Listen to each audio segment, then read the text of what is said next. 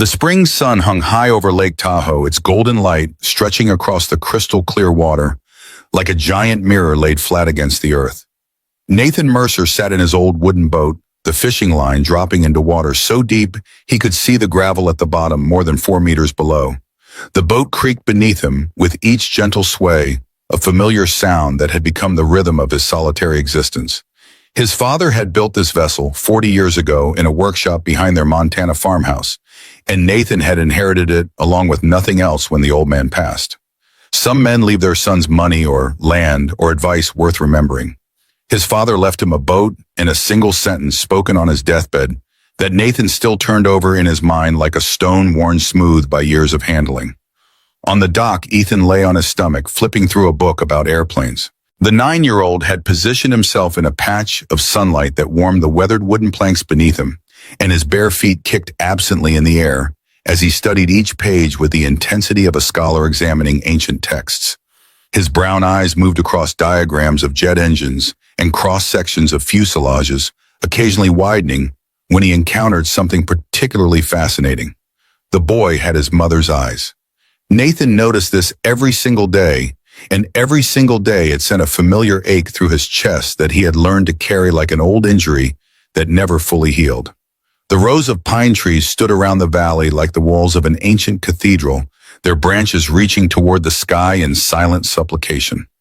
Birds sang their morning songs, calls echoing through the still air and bouncing off the mountains that ring the lake like protective guardians. A hawk circled lazily overhead, riding thermal currents with effortless grace, its shadow passing briefly across Nathan's boat before disappearing into the vastness of the blue above. In that moment, the world felt both small and safe, contained within this valley that Nathan had chosen as his sanctuary 6 years ago, when everything he knew and loved had been torn away from him. Nathan watched his son from across the water, and something tightened in his chest. Ethan had been 3 years old when they came here, too young to remember the life they had left behind, too young to understand why his mother never came home that terrible October day. The boy knew only this cabin, this lake, this quiet existence carved out of pine forests and mountain silence. He knew his father fixed engines for the people in town, and that they lived simply but comfortably. He knew his mother had died when he was small, though Nathan had never found the words to explain how or why. Some truths were too heavy to place on a child's shoulders. The morning passed in comfortable silence, punctuated only by the occasional splash of a fish breaking the surface, and Ethan's excited announcements whenever he discovered something new in his book.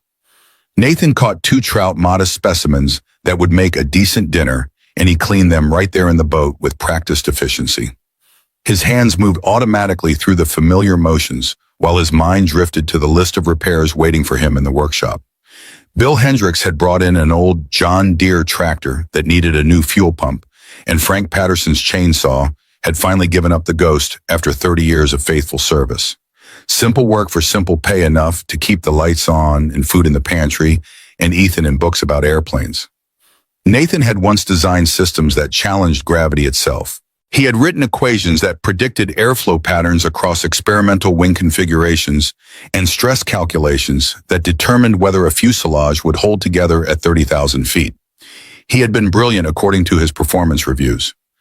Innovative, a rising star at Sterling Aerospace with a corner office view of San Francisco Bay and a future so bright it seemed to illuminate everything it touched.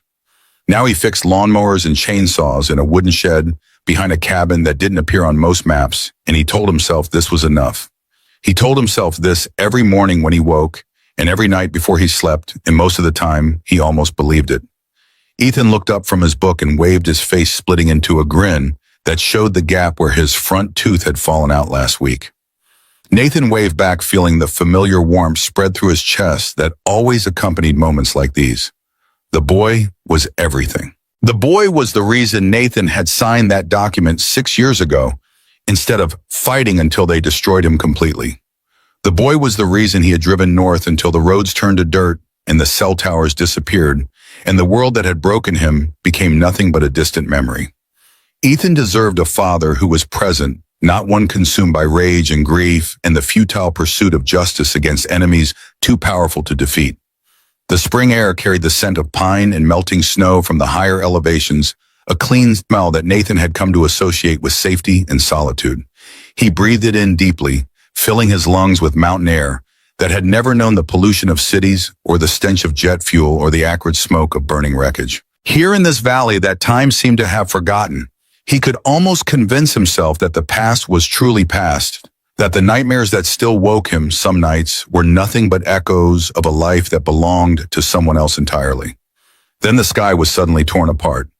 A piercing shriek ripped through the air, metal screaming as if being twisted by giant invisible hands. Nathan jerked his head up, his entire body going rigid with a recognition that bypassed conscious thought entirely. He knew that sound.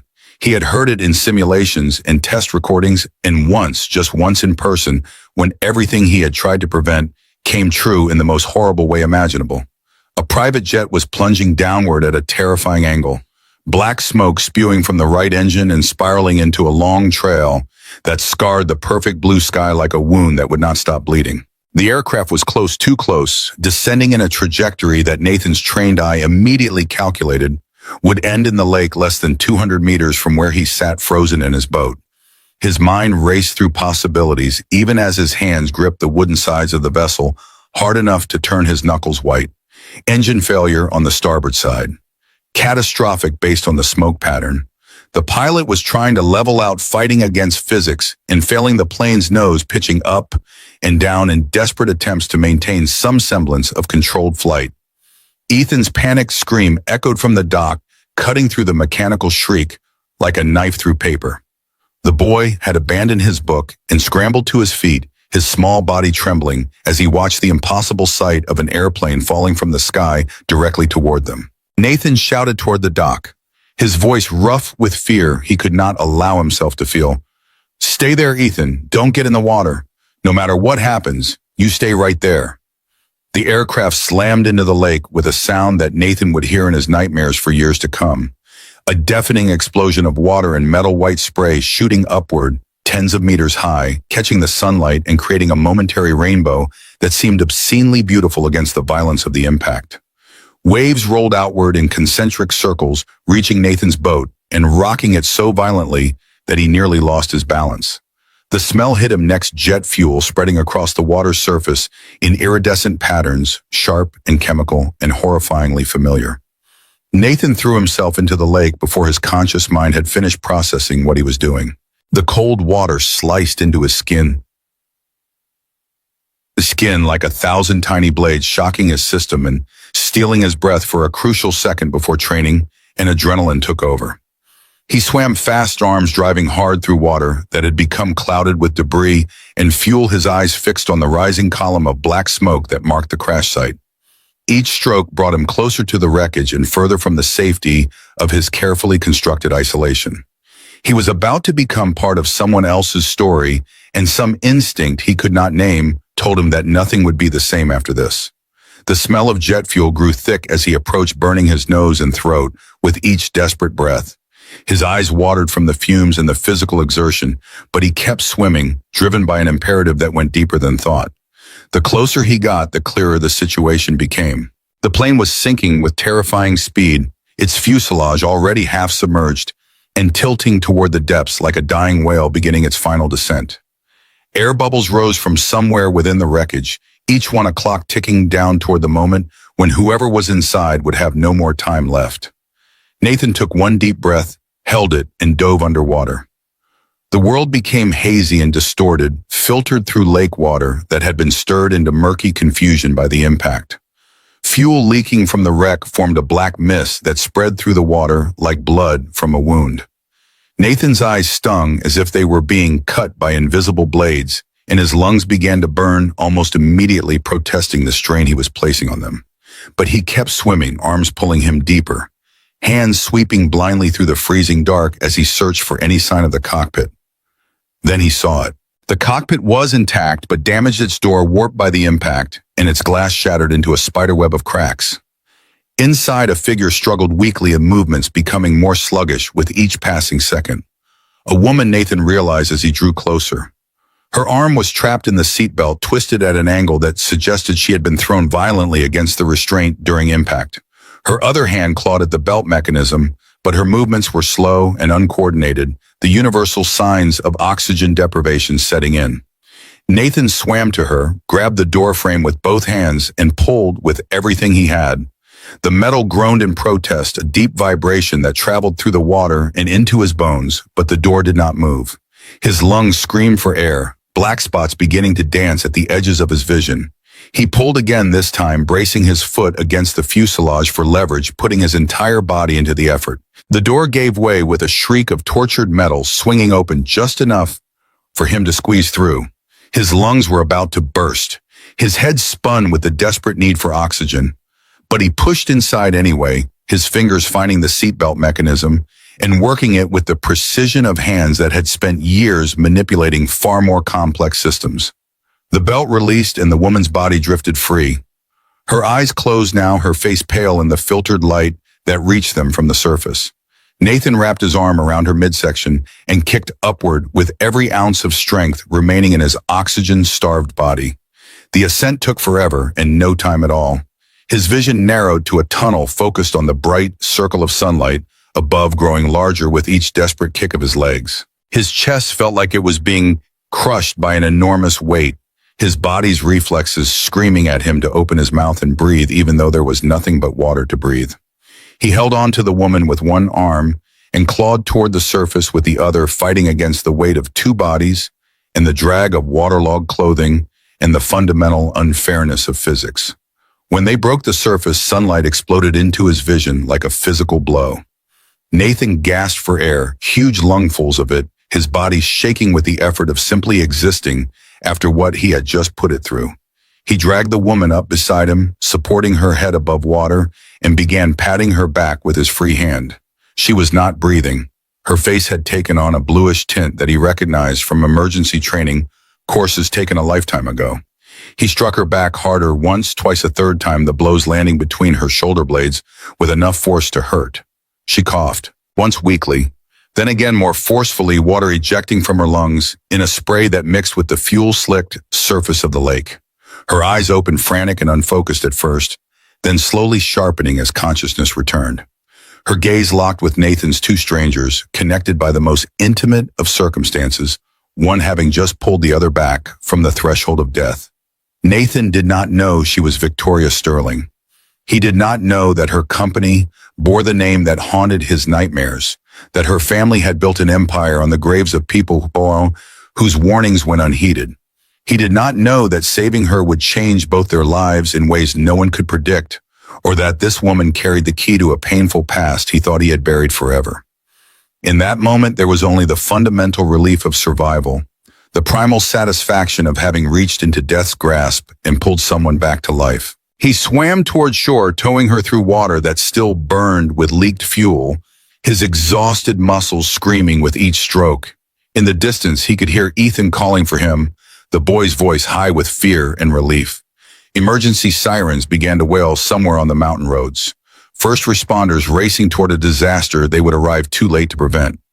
Nathan's feet found the bottom at last, and he stood in chest-deep water, lifting the woman higher to keep her face clear of the surface as he waded toward the dock where his son waited with tear-streaked cheeks and trembling hands. The woman's grip on his arm tightened suddenly, her fingers digging into his flesh with surprising strength for someone who had been unconscious moments before. Her words came out raspy and broken, damaged by the water she had inhaled and the trauma of the crash. "Thank you, whoever you are. Thank you."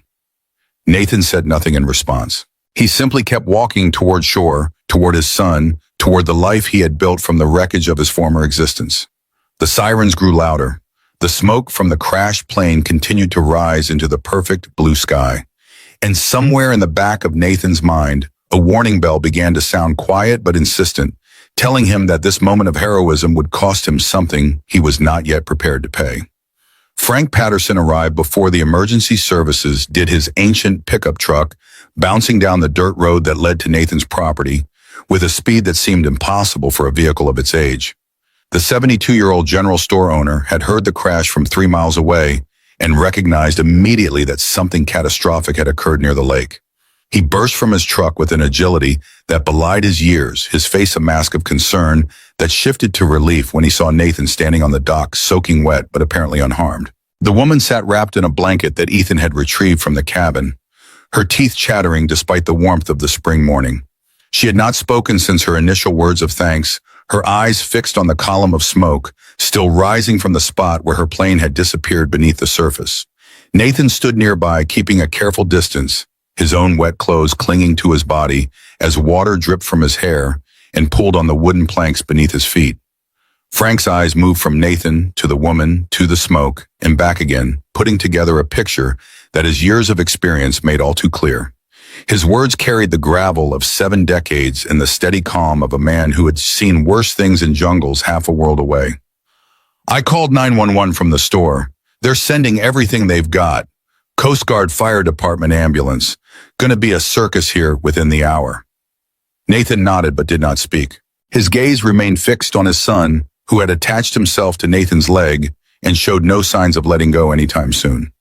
The boy's face was pale, his eyes wide, with the kind of fear that comes from seeing something that shatters your understanding of how the world works. Planes were supposed to stay in the sky. That was the fundamental promise that all those books about aviation made. They were not supposed to fall burning into the lake where you and your father spent quiet mornings fishing for trout. The first helicopter appeared over the mountain ridge 20 minutes later, its rotors chopping the air, with a sound that made the woman flinch violently and pull the blanket tighter around her shoulders. Emergency boats arrived shortly after, roaring across the lake's surface toward the crash site with crews who would find nothing but wreckage and jet fuel and the body of a pilot who had not survived the initial impact. Nathan learned this detail later when the investigators came to take his statement. The pilot had been dead before the plane hit the water, his chest crushed by the control panel when the cockpit crumpled on impact. The woman had survived only because she had been seated in the passenger compartment, protected by the configuration of the aircraft, and by luck that seemed almost impossible in its magnitude. The paramedics took the woman away on a stretcher, despite her protests that she was fine and did not need medical attention. Her tone had gained strength during the wait, revealing an authority that spoke of boardrooms and command structures and people who jumped when she gave orders. Nathan watched the ambulance drive away, its lights flashing, but its sirens silent, and felt something cold settle in his stomach. He knew that voice, not the specific sound of it, but the tone, the confidence, the absolute certainty that the world would bend to accommodate her will. He had heard voices like that in meetings where his warnings were dismissed, in conference rooms, where men in expensive suits decided that profit mattered more than safety. Frank appeared at his shoulder, 2 cups of coffee in his weathered hands, steam rising into the cool morning air. He offered one to Nathan without a word, and they stood together watching the emergency vehicles and personnel that had transformed the peaceful valley into something resembling a disaster movie set.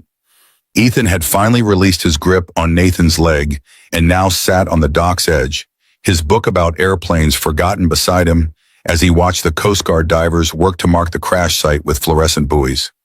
Frank kept his words low, meant only for Nathan. "You did a hell of a thing today. Most folks would have stood on this dock and watched, called 911 and waited for someone else to handle it. You jumped in." Nathan's response carried no pride. Anyone would have done the same. Frank's laugh was short and humorless, the sound of a man who had seen too much of human nature to believe in its inherent goodness. "No, they wouldn't have. Trust me on that one. I've seen what people do when the chips are down, and most of them look out for themselves first and everyone else never." The old man paused, taking a long sip of his coffee before continuing in a tone that carried unexpected weight. "You remind me of your father, you know. He was the same way. Couldn't walk past a problem without trying to fix it, even when fixing it meant trouble for himself. I never met a man with less regard for his own well-being when someone else needed help." Nathan stiffened at the mention of his father. He had never told Frank about his family history, had maintained the careful distance of a man who wanted to be known for nothing more than his competence with engines and his quiet demeanor. The revelation that Frank knew something about his past sent a thread of unease winding through his chest. Frank seemed to sense his discomfort and raised a hand in a gesture of peace. "Relax, I met your father once years ago at a timber convention in Billings. He was there selling custom furniture, and I was there looking for chainsaw parts. We got to talking, and he mentioned he had a son who was some kind of genius with machines. Showed me a picture of you must have been about 12 years old. When you showed up here 6 years ago, I recognized the resemblance. Never said anything because you seemed like a man who wanted his privacy. Nathan's throat tightened. His father had died the year before Sarah, taken by a heart attack in his workshop, surrounded by half-finished projects and sawdust in the accumulated silence of a life lived mostly alone. Nathan had driven to Montana for the funeral, stood beside a grave in a cemetery overlooking the valley where he had grown up, and felt nothing but the cold emptiness of losing the last connection to his childhood. He had not known his father carried a picture of him, had not known the old man talked about him to strangers at conventions, had not known that pride had ever been part of their complicated relationship. Frank drained the last of his coffee and set the empty cup on a fence post, his eyes still fixed on the activity at the crash site. Your father told me something that day that stuck with me. He said you can build a house from rotten wood if you want to. It'll look fine for a while, might even hold up through a storm or two. But eventually the truth of what's inside will come out, and everything you built on that bad foundation will come crashing down. He said he tried to teach you to always build with honest materials, even when it cost more, even when it took longer. Said it was the only way to make something that would last.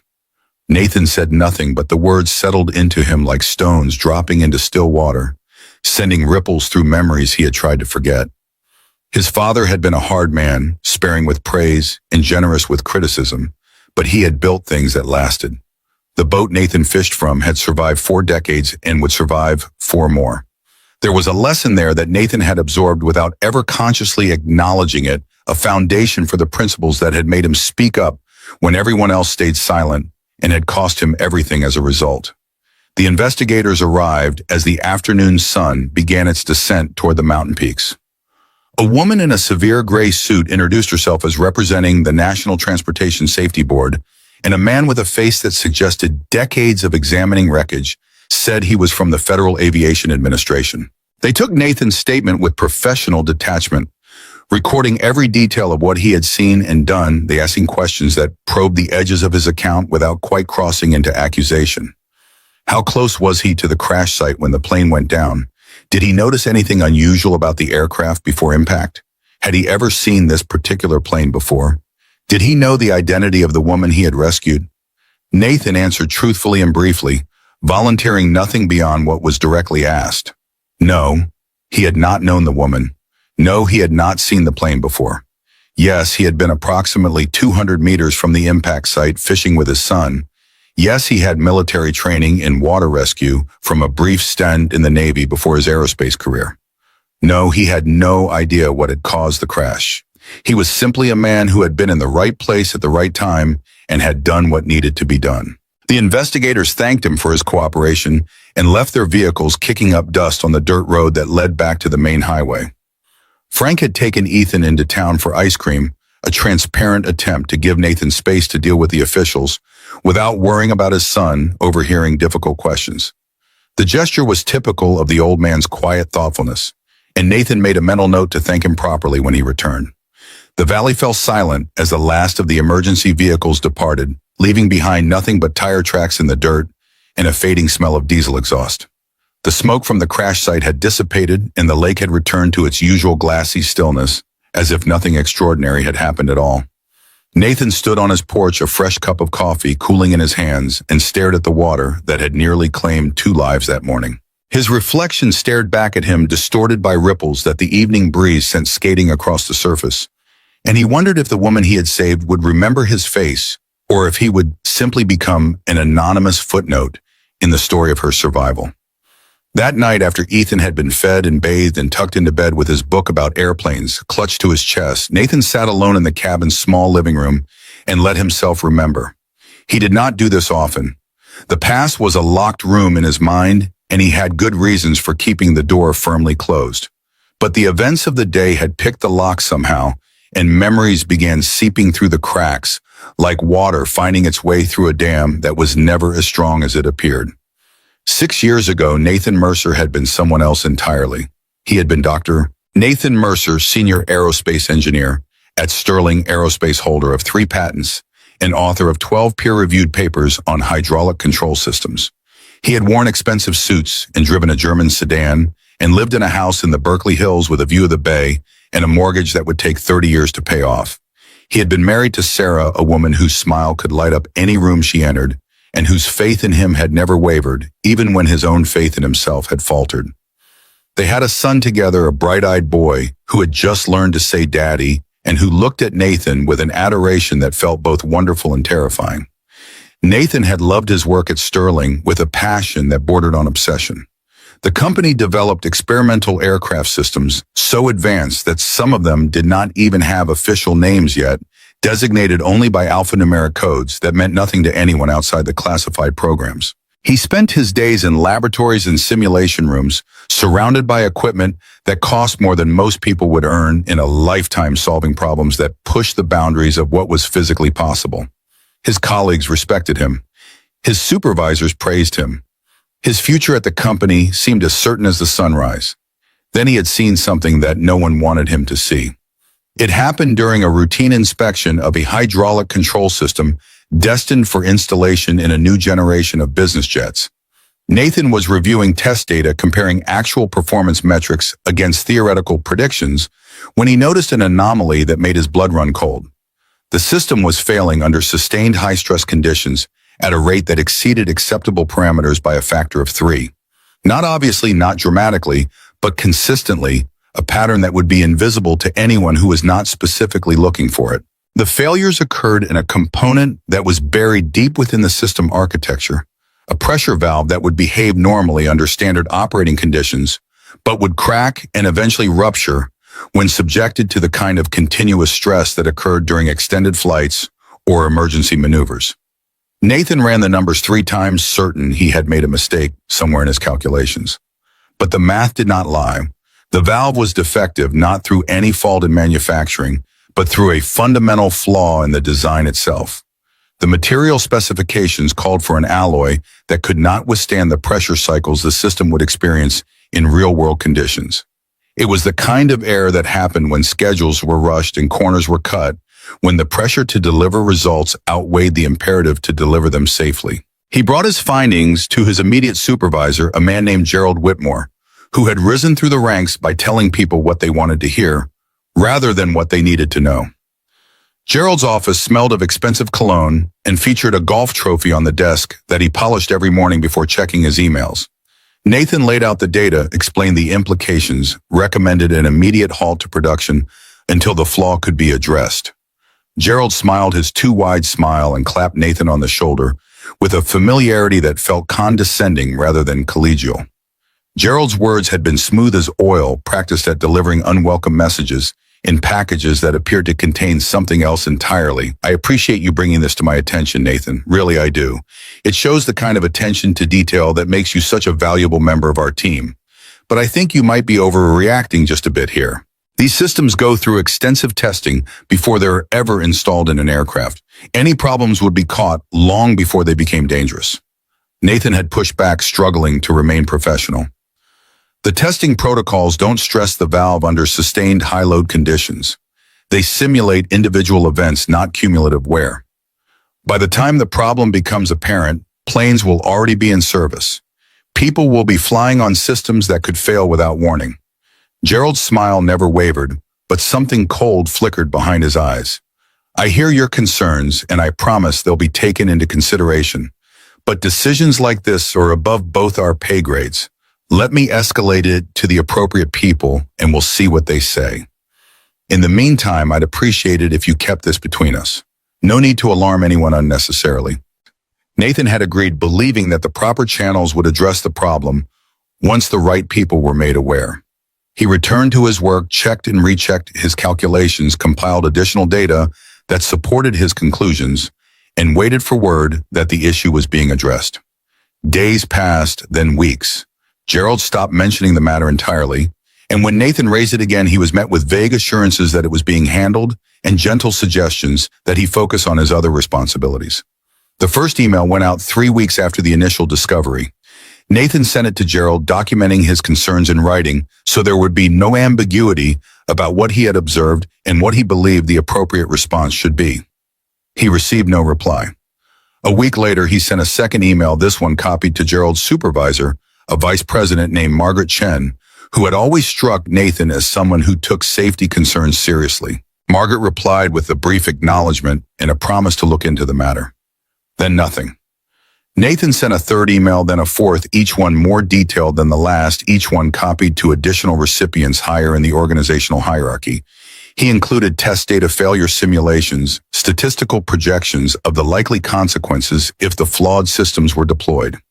He wrote in language that was professional but urgent, the careful phrasing of a man who understood the politics of large organizations, but believed that the weight of evidence would eventually overcome institutional inertia. The fifth email went to Marcus Sterling himself, the executive vice president, who had transformed his brother's modest engineering firm into an aerospace giant. Nathan had never met Marcus personally, but the man's reputation preceded him. Brilliant, ruthless, and utterly devoted to the company's bottom line. Marcus Sterling was the driving force behind decisions that had made Sterling Aerospace a dominant player in the industry. If anyone had the authority to stop production and address the flaw, it was him. The reply came not from Marcus, but from a lawyer in the company's legal department, a politely worded reminder that Nathan's employment contract contained confidentiality provisions that prohibited him from discussing proprietary technical information outside approved channels. The letter did not specifically threaten him, but the implication was clear enough that Nathan had to read it 3 times before the full meaning sank in. He was being warned to back off his concerns, dismissed not through argument, but through intimidation. Nathan did not back off. He sent a 6th email, this one requesting a formal meeting to discuss the safety implications of the hydraulic system. He sent a 7th email when the meeting request went unanswered, attaching a 47-page technical report that documented every aspect of the flaw and its potential consequences. He had spent 3 weeks writing that report, nights and weekends, stolen from time with Sarah and Ethan, driven by a conviction that surely someone would listen, if only he could make the case clearly enough. 3 months after his initial discovery, a test flight was scheduled over the Nevada desert. The aircraft was a prototype equipped with the same hydraulic control system Nathan had been warning about, and the test was designed to push the plane to its operational limits. Nathan requested permission to attend the test as an observer, citing his expertise in the relevant systems. Permission was denied without explanation. He learned later that the denial had come directly from Marcus Sterling's office, though no one would confirm this on the record. Sarah attended the test instead. It was a tradition at Sterling Aerospace for family members to observe major tests from a purpose-built observation tower, located at a safe distance from the runway. The tower featured climate-controlled viewing areas, refreshment stations, and floor-to-ceiling windows that offered unobstructed views of the test site. It was considered a perk of employment, a chance for loved ones to see the cutting-edge technology their family members helped create. Sarah had been excited about the trip, packing Ethan's favorite snacks and buying a new camera to capture the moment when the sleek experimental aircraft took to the sky. Nathan was at headquarters in San Francisco when the call came. He had been in a meeting reviewing budgets for the next quarter when his phone buzzed with a number he did not recognize. He excused himself and stepped into the hallway to answer, expecting a telemarketer or a wrong number, never imagining that the next few seconds would divide his life into before and after. The voice on the other end belonged to the site manager at the Nevada facility, a man Nathan had met briefly at a company function years earlier. The voice was trembling, barely controlled, struggling to form words that clearly did not want to be spoken. "There's been an explosion. The observation tower collapsed. We're doing everything we can, but I need to tell you, your wife and son were in the tower. Emergency services are on scene. You should come immediately." Nathan drove 3 hours straight from headquarters to Nevada, breaking every speed limit and ignoring every traffic law, his hands gripping the steering wheel so tightly that his fingers went numb. The entire time he kept thinking the same thoughts over and over, a desperate mantra against the reality that was rushing toward him with the inevitability of a freight train. "She's fine. Sarah has to be fine. She's just waiting for me." When he arrived, the observation tower was nothing but rubble. The west wall, where families had stood to watch the test flight through the floor-to-ceiling windows, had collapsed completely when the shock wave from the mid-air explosion reached the structure. The engineers had calculated that the tower was far enough from the runway to be safe from any conceivable accident, but they had not accounted for a catastrophic hydraulic failure that sent the aircraft spinning out of control and directly toward the observation area before it exploded in a ball of fire and metal fragments.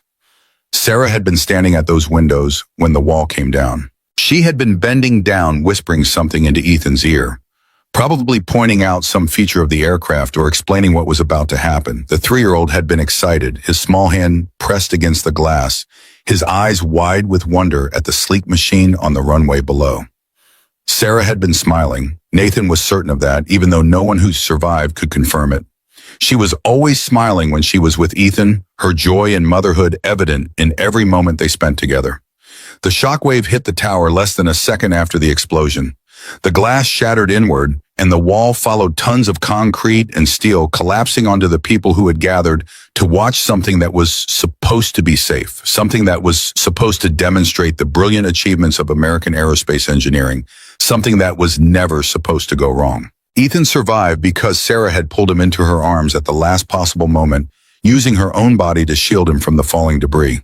First responders found the boy crying beneath his mother's body, scratched and bruised but alive, protected by a sacrifice that had taken less than a second to make and would define the rest of his life. Sarah had not survived. The medical examiner said later that death had been instantaneous, that she would not have suffered, but Nathan found no comfort in this. She had died because he had not been loud enough, persistent enough, convincing enough to make someone listen to his warnings. Nathan had knelt beside his wife's body amid the rubble, his hands trembling as he touched her face still warm as if she were only sleeping. But there was no breath, no heartbeat, no flutter of eyelids that would signal a return from unconscious depths. She was gone as completely and irrevocably as if she had never existed at all. The woman who had believed in him when no one else did, who had told him every morning that he would change the world, who had given him a son and a home and a reason to get up every day, lay broken in the desert dust while their child whimpered beside her.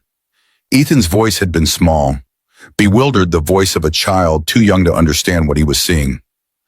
"Daddy, what's wrong with Mommy? Will she get up?" Nathan could not answer. He gathered his son into his arms and held him tight, held him as hard as he could, and let the tears fall for the first time in years. He cried for Sarah. He cried for Ethan. He cried for himself and for the future that had just been torn away from all of them. And somewhere beneath the grief, a rage began to build, cold and hard and patient, directed at the people who had ignored his warnings and let this happen. The next day, Nathan submitted his resignation. There was no severance package, no ceremony, no acknowledgement of his years of service or his contributions to the company's success. There was only a cold conference room, fluorescent lights that buzzed like angry insects, and a row of expensive suits on the other side of a long table. The HR director spoke in a flat, practiced tone, reciting words that had clearly been prepared by lawyers. "Mr. Mercer, we understand your grief, but we must address your continued sharing of personal views on technical matters. This behavior is negatively affecting company morale and could expose the company to liability." Nathan's response came out as little more than a strangled whisper. "Personal views. I warned you 7 times. 7 separate warnings. I have the data. I have the inspection reports. My wife is dead because you ignored them." The man at the head of the table had not been the HR director. It had been Marcus Sterling, himself silver-haired and immaculate, his expression carrying a small smile that never reached his eyes. He wore a navy suit that probably cost more than Nathan's monthly mortgage payment, and his fingers were interlaced on the table in front of him in a posture of calm authority that seemed almost obscene given the circumstances. Marcus's tone had been smooth-controlled, the voice of a man who had delivered bad news so many times that it no longer caused him even the smallest twinge of discomfort. "Mr. Mercer, we conducted a full investigation. The explosion resulted from multiple unforeseeable factors. There was no negligence on the company's part. What happened was a tragedy, and we extend our deepest condolences, but we will not accept responsibility for circumstances beyond our control."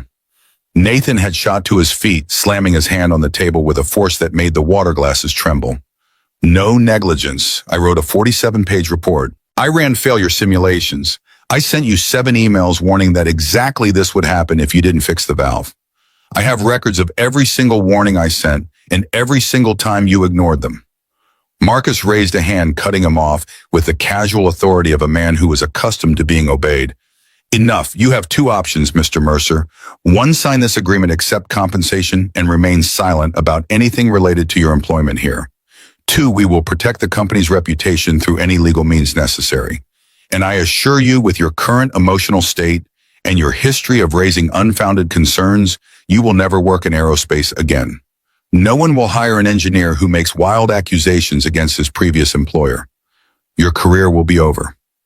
Nathan looked down at the stack of papers in front of him. Numbers with far too many zeros, a sum painted in blood, compensation for the loss of his wife that reduced her life to a line item on a corporate balance sheet. Then he thought of Ethan, his 3-year-old boy, staying with a babysitter who did not know how to explain why mommy was not coming home. The boy needed a father. He needed someone who would survive, not someone bent on self-destruction in a battle he could not win against enemies with unlimited resources and no conscience. Nathan signed. His hand shook so badly that the signature wavered like the ink of a stranger, a mark that bore no resemblance to the confident script he had used on patents and publications and marriage certificates. As his pen lifted from the paper, he felt something inside him, a belief in justice that had sustained him through years of education and work and the daily struggles of building a career in a competitive industry. Marcus collected the documents with the satisfied air of a man who had just won a difficult negotiation. A wise decision, Mr. Mercer.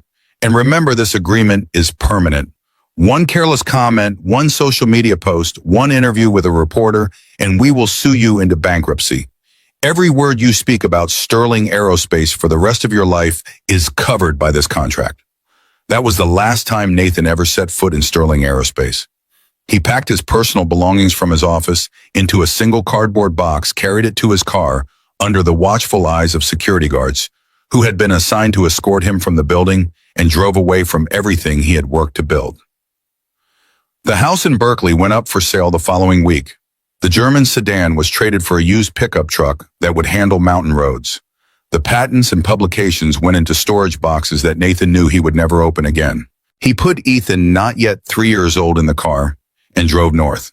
He drove until pavement became gravel, then gravel became dirt, then dirt became a pair of tire tracks leading to a cabin beside a lake that did not appear on most maps. He bought the place with what remained of their savings, signing papers in a lawyer's office, in a small town where no one asked questions about why a man with a prestigious career would want to disappear into the wilderness. There was no internet at the cabin, and cell service was spotty unless he climbed halfway up the hill behind the property. There was only a wood-burning stove, a small wooden dock, and a view of the lake stretching for miles in every direction. Nathan repaired engines for people in the area, lawnmowers, chainsaws, occasionally someone's old pickup truck that had developed a problem too complex for the shade tree mechanics in town. He learned the names of his neighbors, but kept them at a careful distance, polite but never friendly, available but never intimate. He taught Ethan how to fish, how to read the sky for wind patterns, how to build a fire that would burn steadily through a cold mountain night. He taught the boy kindness even when the world was not kind, patience even when circumstances demanded speed, honesty even when lies would be easier. At night, after Ethan fell asleep, Nathan sat under lantern light and turned the pages of old engineering textbooks, not because he still longed for the work, but because he could not forget it. The equations remained beautiful to him, the elegant logic of physics and mathematics that governed how things moved and why they sometimes failed. He reread his own papers, the ones he had written before everything fell apart, and marveled at the confidence that radiated from every sentence. That man, the man who had believed that truth and diligence would always be rewarded, seemed like a stranger now. The scar on Nathan's wrist, thin and pale, always reminded him of the system that had betrayed him. He had gotten it the night after signing the settlement, sitting alone in the empty Berkeley house with a bottle of whiskey and a kitchen knife, contemplating an end to pain that seemed to have no other solution. Ethan's cry from the other room had stopped him before he could do more than break the skin, a thin red line that became a permanent reminder of how close he had come to leaving his son completely alone in the world. He bandaged the wound himself, never seeking medical attention that might lead to questions, and the scar had faded over the years, until it was barely visible unless you knew where to look. Now, 6 years later, the small wooden cabin once again echoed with the peaceful sounds of a life slowly rebuilding itself. Ethan's laughter rang through the rooms as he played with models and read his endless books. The wood-burning stove crackled with warmth on cold nights. Pages rustled as Nathan worked through technical manuals that kept his mind sharp even if they would never again be applied to actual engineering problems. It was not the life Nathan had dreamed of, not the future he had imagined, when he stood at the altar watching Sarah walk toward him in a dress that made her look like an angel descended from heaven. But it was the life he had, and he had learned to find contentment in its simplicity. He did not know that the woman he had dragged from the cockpit yesterday was hunting the person responsible for nearly killing her. He did not know that her survival would set into motion a chain of events that no one would be able to stop. He did not know that the past he had tried so hard to bury was about to claw its way back to the surface. Demanding a reckoning that he had spent 6 years avoiding. The morning after the crash, Nathan stood in the small kitchen, making coffee with the old pot that had once belonged to his father. Sunlight filtered through the lace curtains that Sarah had hung there 6 years ago, the only decorative touch she had been able to add to the cabin before everything ended, scattering soft streaks of light across the wooden table. The cabin carried the faint scent of pine and old paper, the comforting smell of a home that had weathered decades of mountain seasons. In the corner, a small television sat on a shelf broadcasting news that Nathan rarely watched, but that he had turned on this morning out of a vague sense of obligation to know what was being said about the event he had witnessed. The screen showed aerial footage of the crash site rescue boats circling the area, divers plunging into water that had swallowed the wreckage Coast Guard helicopters sweeping across the lake's surface. A headline crawled across the bottom of the screen in bold letters, "Billionaire CEO survives plane crash." Nathan reached for the remote and turned off the television before the announcer could say the woman's name. He did not want to know. He did not need to know. In his experience, people labeled as heroes rarely got happy endings. They only dragged more trouble behind them, attracting attention that inevitably led to scrutiny questions, the unraveling of carefully maintained privacy. He had saved a life, and that was enough. Whatever story the news was constructing around the event, he wanted no part of it. He poured the coffee and glanced out the window toward the lake. The water was calm again, still as glass, as if yesterday had never happened. No explosion. No airplane tearing through the sky and falling right before their eyes. No desperate swim through fuel-slicked water to reach the stranger who was running out of time. The lake had absorbed the violence and returned to its peaceful state, indifferent to human drama, ancient and patient as the mountains that surrounded it. But Nathan knew one thing well. Some scars never smooth out again. The surface might heal, might present a face to the world that looked normal and whole, but underneath the damage remained. Ethan wandered into the kitchen, still in his pajamas, hair sticking up in all directions. The boy had slept poorly. Nathan knew kept awake by dreams of falling airplanes and his father disappearing into dark water. He had climbed into Nathan's bed around 3 a.m, seeking comfort that Nathan had given freely, even though his own sleep suffered as a result. Some things mattered more than rest. Some fears required presence rather than words. The boy's words were small, still carrying the weight of yesterday's terror. "Dad is the lady, okay, the one you saved?" Nathan set down his coffee cup and crouched to meet his son's eyes. "She's okay. She went to the hospital to make sure, but she's going to be fine." Ethan nodded, processing this information with the seriousness that characterized his approach to most things. Then he asked the question Nathan had been dreading. "Why did the plane fall? Planes aren't supposed to fall." Nathan paused, considering how much truth a 9-year-old could handle, how much truth he was willing to share with anyone, even his own son. Finally, he settled on an answer that was incomplete, but not dishonest. "Sometimes machines break even when we don't expect them to. It's rare, but it happens. The important thing is that people know how to respond when it does. That's why I went into the water. Because someone needed help, and I knew how to give it." The answer seemed to satisfy Ethan, at least temporarily. The boy wandered toward the refrigerator in search of breakfast, his attention already shifting to more immediate concerns. Nathan watched him go, feeling the familiar mixture of love and fear that defined fatherhood. He had not been able to save Sarah. That failure would haunt him until the day he died. But he could save Ethan, could protect him from the worst of what the world had to offer, could raise him to be good and kind and strong enough to face whatever challenges life presented. The roar of engines rose from the dirt road around 10 a.m. Nathan was standing in the yard splitting logs on the chopping block, his flannel sleeves rolled up despite the lingering early spring chill in the air. The physical work helped quiet his mind, the repetitive motion of lifting the axe and bringing it down, providing a focus that kept darker thoughts at bay. Inside the house, Ethan sat at the kitchen table, absorbed in his airplane model glue and balsa sticks, scattered across the surface like a miniature battlefield of the boy's making. The engine noise grew louder, a deep rumble that was completely out of place in the quiet of the mountains. Nathan set the axe down and wiped his hands on his jeans, his heartbeat quickening without his permission. Visitors were rare at the cabin, and unexpected visitors were rarer still. The dirt road that led to his property was not on any maps, not part of any route that casual travelers might take. Anyone who came here had a reason, and reasons usually meant complications. Then 3 sleek black Cadillacs glided out from between the pines, sunlight hitting the car roofs and making them shine like obsidian mirrors. Dust rose in blurred ribbons behind them, drifting through beams of light and slipping between the branches of the surrounding trees. The vehicles moved in formation, smooth and confident, the kind of convoy that spoke of money and power, and the assumption that doors would open wherever they arrived. Nathan felt his muscles tense. He recognized this kind of arrival, remembered the black cars that had circled his Berkeley house in the days after Sarah's death, lawyers and executives and damage control specialists descending like vultures on a carcass. The memory brought with it a surge of old anger, hot and bitter, that he forced himself to suppress. Whatever this was, losing his temper would not help. The lead car stopped only a few meters from the porch. The door opened and a woman stepped out. She was tall, somewhere in her mid-40s, her black hair tied into a neat ponytail that emphasized the sharp features of her face.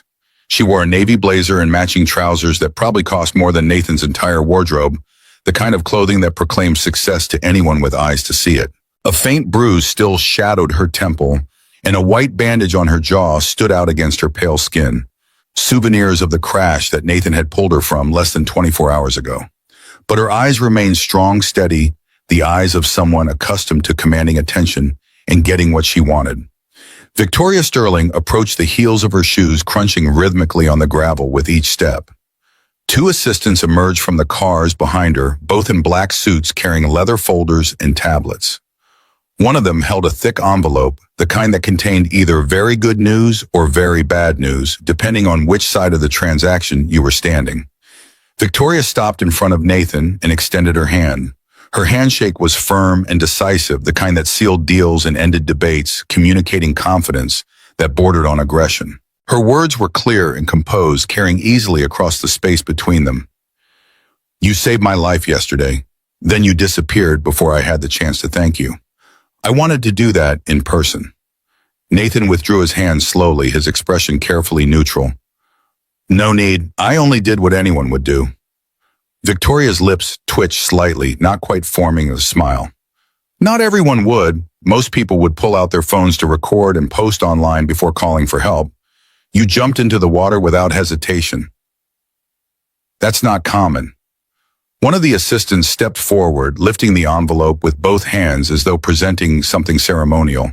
His delivery was practiced professional, the delivery of someone who had made this kind of offer before.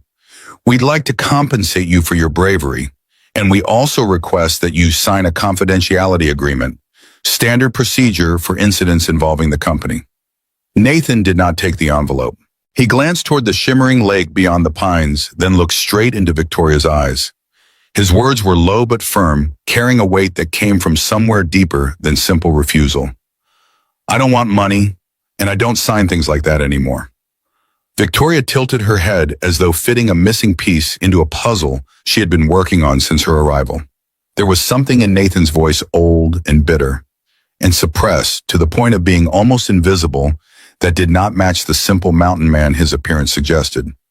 Her next question came with the precision of someone accustomed to extracting information. "You don't want to know why my plane went down." Nathan's response was immediate. "Not my business." Victoria pressed forward, watching the small shifts in his expression with an attention that missed nothing. "It could have been sabotage. The FAA is investigating. Someone may have interfered with the hydraulic system." Nathan's jaw tightened just for a moment, just enough to be visible to someone who was looking for exactly that reaction. The words hydraulic system hung in the air between them like a blade suspended by a thread. Victoria saw the change in him, the way his shoulders stiffened and his eyes flickered with something that might have been recognition or might have been old pain resurfacing. She glanced toward the open doorway of the cabin. From where she stood, she could see simple, sturdy furnishings arranged with military precision. Firewood stacked neatly beside the stove, ready for the cold nights that still came even in spring at this elevation. A photo on the wall showing a woman holding a child, both of them smiling with the unguarded happiness of people who did not know what the future held. And next to it, pinned to a corkboard, technical diagrams that drew her attention like a magnet. Victoria stepped closer, narrowing her eyes at the nearest corner of the blueprint. The diagrams were detailed schematics, clean, precise lines, correct symbols, exact measurements, neat handwriting in the margins.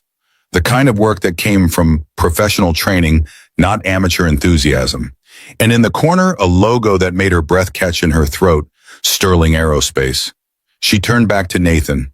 His face was calm as a still lake, but his shoulders carried all the tension underneath the posture of a man holding himself together through force of will alone. Victoria felt something shift in on her, a piece of a puzzle she had not known she was assembling, sliding into place with an almost audible click.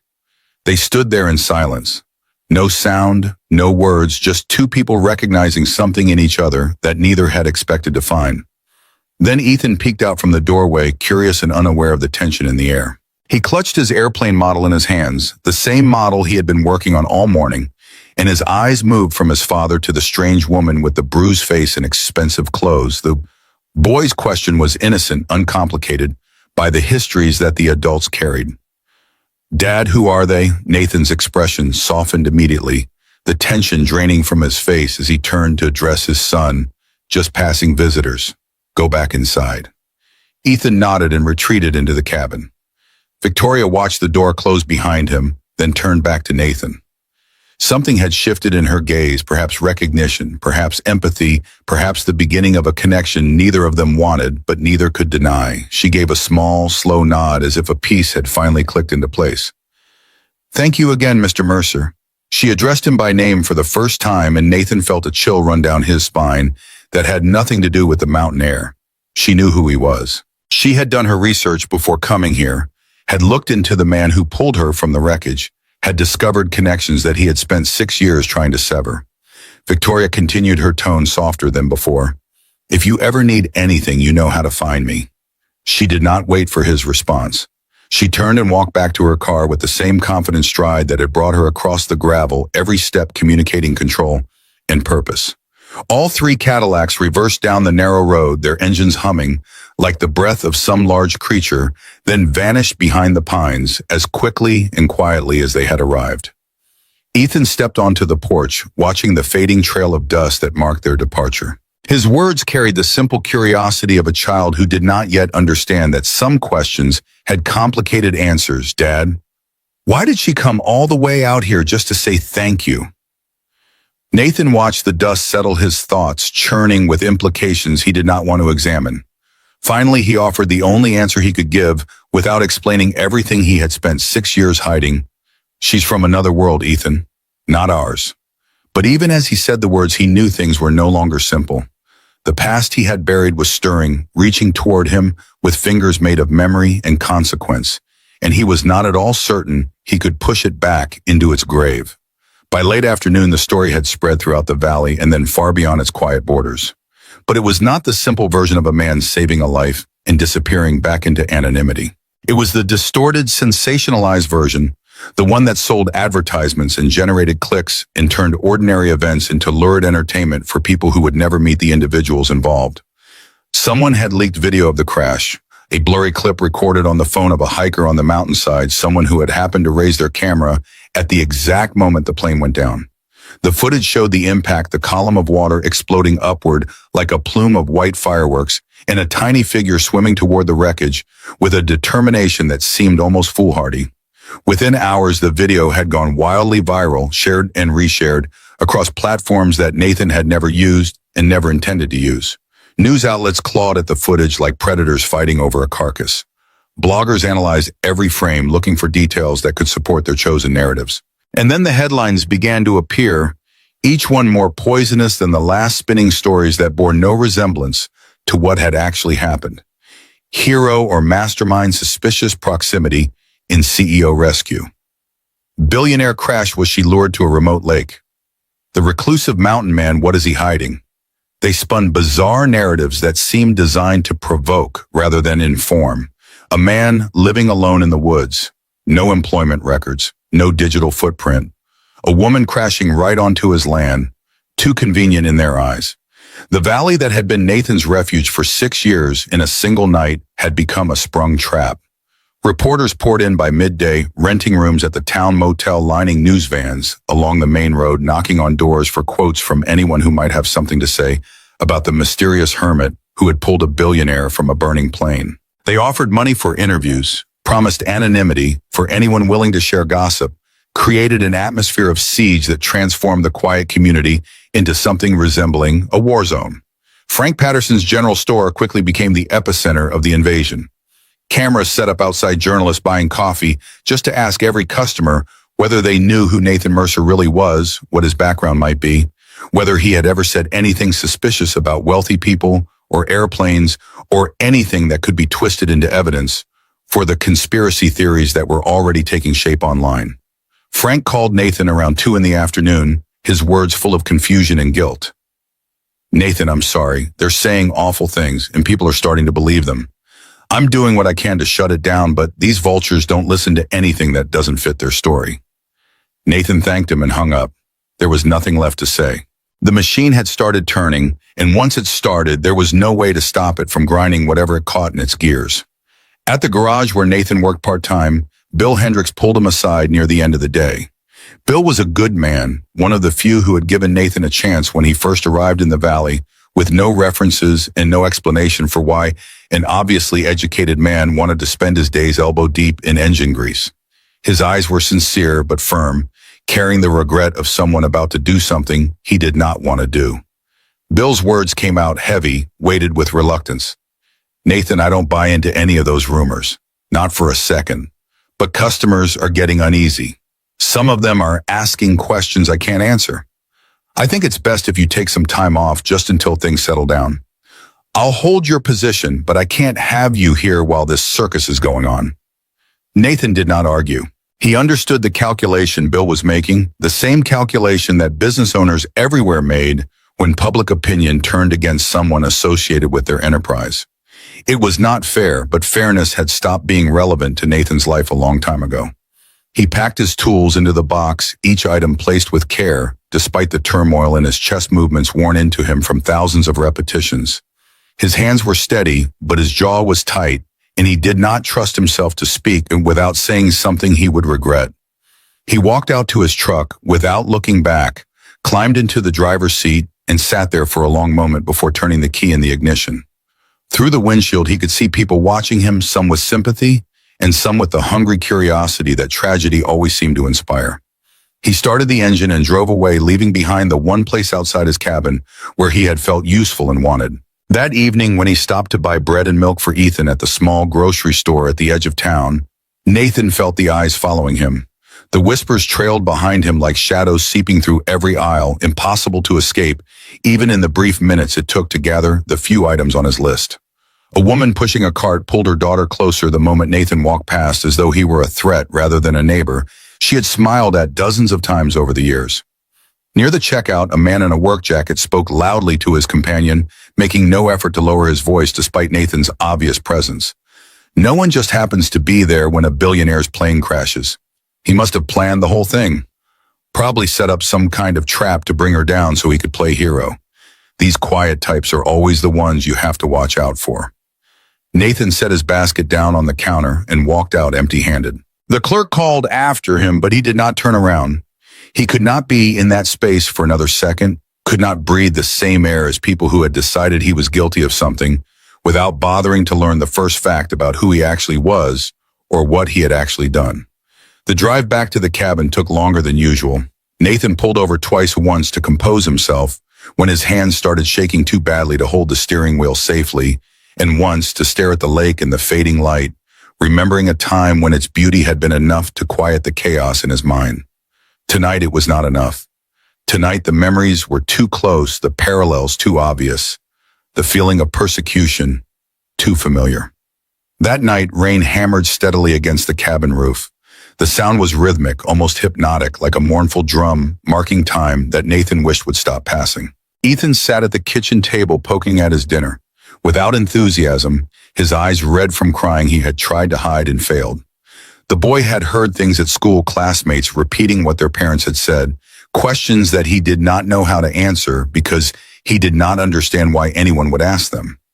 Ethan's words were small when he finally spoke, barely above a whisper. "Dad, why are people saying you're bad?" Nathan looked at his son across the table, feeling his heart crack along fault lines he had thought were fully healed. Ethan had lost his mother before he could remember her face. He had never asked for anything except a peaceful life, a home where he could read his books and build his models and feel safe. And now even that modest wish was crumbling because Nathan had done the right thing, because he had jumped into water when someone needed help, because the world punished kindness just as readily as it punished truth. Nathan wanted to explain everything. He wanted to tell Ethan that the world preferred entertaining lies over boring truths, that people believed what they wanted to believe because it was easier than thinking that media existed to generate outrage rather than understanding. But he could not say all of that to a 9-year-old. He could not burden his son with the weight of cynicism that he himself carried. So he reached across the table and took Ethan's hand, offering comfort that he was not certain he could provide. His words came out gentler than he felt, shaped by the need to protect rather than the desire to vent. Sometimes people are afraid of things they don't understand, son. They see something unusual and they make up stories to explain it, even when the stories aren't true. This will pass. The news will find something else to talk about, and everyone will forget about us. Ethan looked down at his plate, his small fingers curling around Nathan's larger hand. "Will it really pass, Dad?" Nathan did not answer. He could not promise something he himself did not believe. He had made that mistake before, had assured Sarah that his warnings would be heard and acted upon, had believed that truth and persistence would overcome institutional indifference. The promise had been hollow, and the consequences had been catastrophic. He would not make that same mistake with his son. He cleared the table, washed the dishes, and tucked Ethan into bed with more care than usual. The boy fell asleep, clutching his book about airplanes as he did every night, and Nathan sat beside him for a long time, watching the gentle rise and fall of his chest, marveling at the fact that something so precious could have emerged from circumstances so tragic. Sarah lived on in this boy, in his curious mind, and his capacity for wonder that the world had not yet managed to destroy. Nathan would protect that. Whatever else happened, whatever accusations were leveled, and whatever consequences followed, he would protect Ethan from the worst of it. He left the bedroom door slightly ajar, as Ethan preferred, and walked to the main room of the cabin. The rain continued to fall, streaming down the windows in rivulets that distorted the view of the night beyond. Nathan sat in the old armchair that had come with the cabin, staring at the darkness, letting his mind drift through memories he usually kept locked away. The thing that hurt him most was not the headlines. It was not the whispers or the suspicious glances or the way people he had known for years suddenly looked at him as though he were a stranger. It was Ethan's eyes, the eyes of a child looking at the father he loved with confusion and fear, because he did not understand why the man who taught him kindness, honesty, and doing the right thing was being treated like a criminal. That night, Nathan lay in bed staring at the ceiling, feeling the old scar on his wrist burning again. History was repeating itself. Once again, he had done the right thing, and once again, he was being punished for it, miles away in her office at Sterling Aerospace, Victoria. Sterling sat motionless before her computer screen. The building was empty except for security guards and the handful of executives who worked late hours as a matter of habit. The city lights of San Francisco sparkled through the floor-to-ceiling windows behind her, but Victoria saw none of it. Her attention was focused entirely on the file open before her, a personnel record that she had hesitated to access but could no longer ignore. The radar log of her flight was displayed on one monitor, a technical readout that meant nothing to untrained eyes, but that Victoria had learned to interpret during her years of studying every aspect of the company she ran. There was a gap in the data, a section that had been cut out clearly and deliberately. Someone had edited the flight records.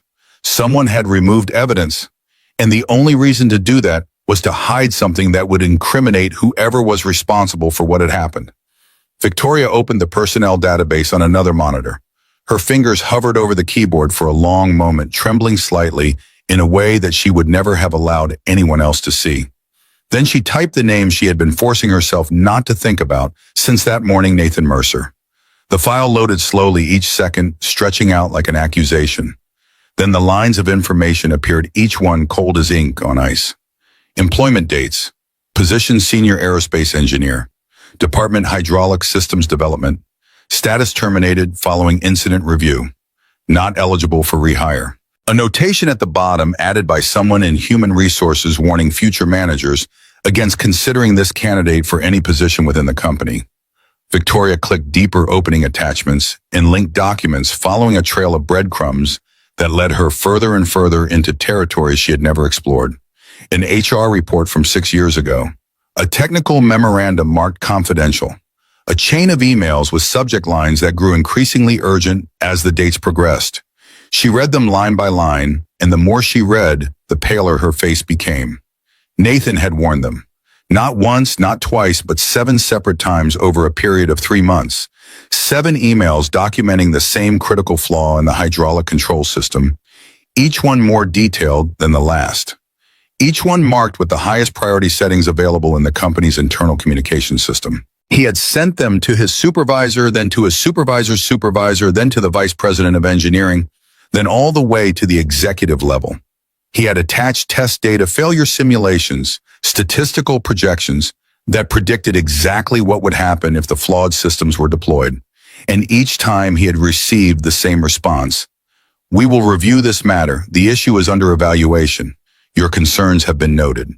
But they had not reviewed. They had not evaluated. They had simply buried the warnings and continued production, choosing profit over safety, choosing to gamble with human lives rather than accept the financial consequences of a recall. 3 months after Nathan's first warning, the Nevada test flight had occurred. The explosion that killed his wife and nearly killed his son. One fatality recorded in the official incident report. Civilian observer, name redacted for privacy. Victoria opened the attachment to the incident file, and the name appeared like a blade slicing through the comfortable assumptions she had carried her entire life. Shira Mercer, wife of Nathan Mercer, mother of 1 child, dead at 34 because people in positions of power had decided that her life was worth less than the cost of fixing a defective valve. Victoria's hands trembled violently. She leaned back in her chair, eyes fixed on the screen, as though it had become a window into hell. The man who had saved her life was the man who had lost everything because of her company, because of her family, because decisions made in boardrooms she had walked through thousands of times had consequences that reached far beyond quarterly earnings reports and shareholder dividends. A knock on the door made her jolt. Victoria closed the file instantly, her hands moving with the reflexive speed of someone who had learned to hide her reactions in high-stakes environments. Her uncle Marcus Sterling walked in as he always did, without knocking first, without waiting for an invitation. 62 years old, silver-haired, dressed in a Navy-tailored suit that fit a man who had dominated boardrooms for 3 decades. His smile was in place, the same smile he wore in every meeting, every negotiation, every encounter where he needed to project confidence and control. It was a smile that never reached his eyes. Marcus's tone was smooth, almost paternal. Working late again, Victoria. The doctor said you should be resting after what you have been through. Victoria forced her words into something neutral, suppressing the turmoil that threatened to surface. Just tracking the investigation progress on the crash. The FAA wants daily updates. It's time-consuming but necessary. Marcus stepped to the window, hands in his pivots, looking down at the city spread beneath them, like a kingdom awaiting orders. I heard you went to the valley yourself. To meet the man who pulled you out of the wreckage. Victoria kept her expression perfectly blank. I wanted to thank him in person. It seemed like the right thing to do. Marcus nodded slowly, still not turning from the window. Of course, very thoughtful of you, but you should be cautious, Victoria. People are already spinning stories. The more attention you draw to yourself, the more fuel you give to those who profit from chaos. Victoria swallowed her discomfort, keeping her words steady through force of will. He didn't do anything wrong. He saved my life. Marcus turned at last, his eyes sharp as ice, despite the warmth in his voice. I believe that. Truly I do, but perception is what matters. You know that better than anyone. We can't control what actually happened, but we can control how the story is told. That's always been the key to managing difficult situations. Victoria felt something cold settle in her stomach, but her face did not betray a single millimeter of change. She was her father's daughter, trained from childhood in the art of maintaining composure when every instinct screamed for her to react. Marcus walked toward the door, one hand on the frame, then paused as though remembering something. "Oh, and I hope you're not digging through old personnel files. We have more important problems to focus on right now. The investigation, the media response, the insurance claims. There's no reason to get distracted by ancient history." The words drifted lightly through the air, but they carried an edge that Victoria recognized immediately. It was not a suggestion, it was a warning. She forced herself to respond with perfect calm, even as her heart raced in her chest. "Why would I do that?" Marcus smiled again, the same empty smile that had made her uncomfortable since childhood. "No reason at all. I just don't want you distracted by ghosts." Then he left his footsteps echoing down the hallway until they faded into silence. Victoria waited, counting her heartbeats, making certain he was truly gone before she moved again. Then she reopened the files, printed everything, stacked the documents neatly, and tucked them into her bag.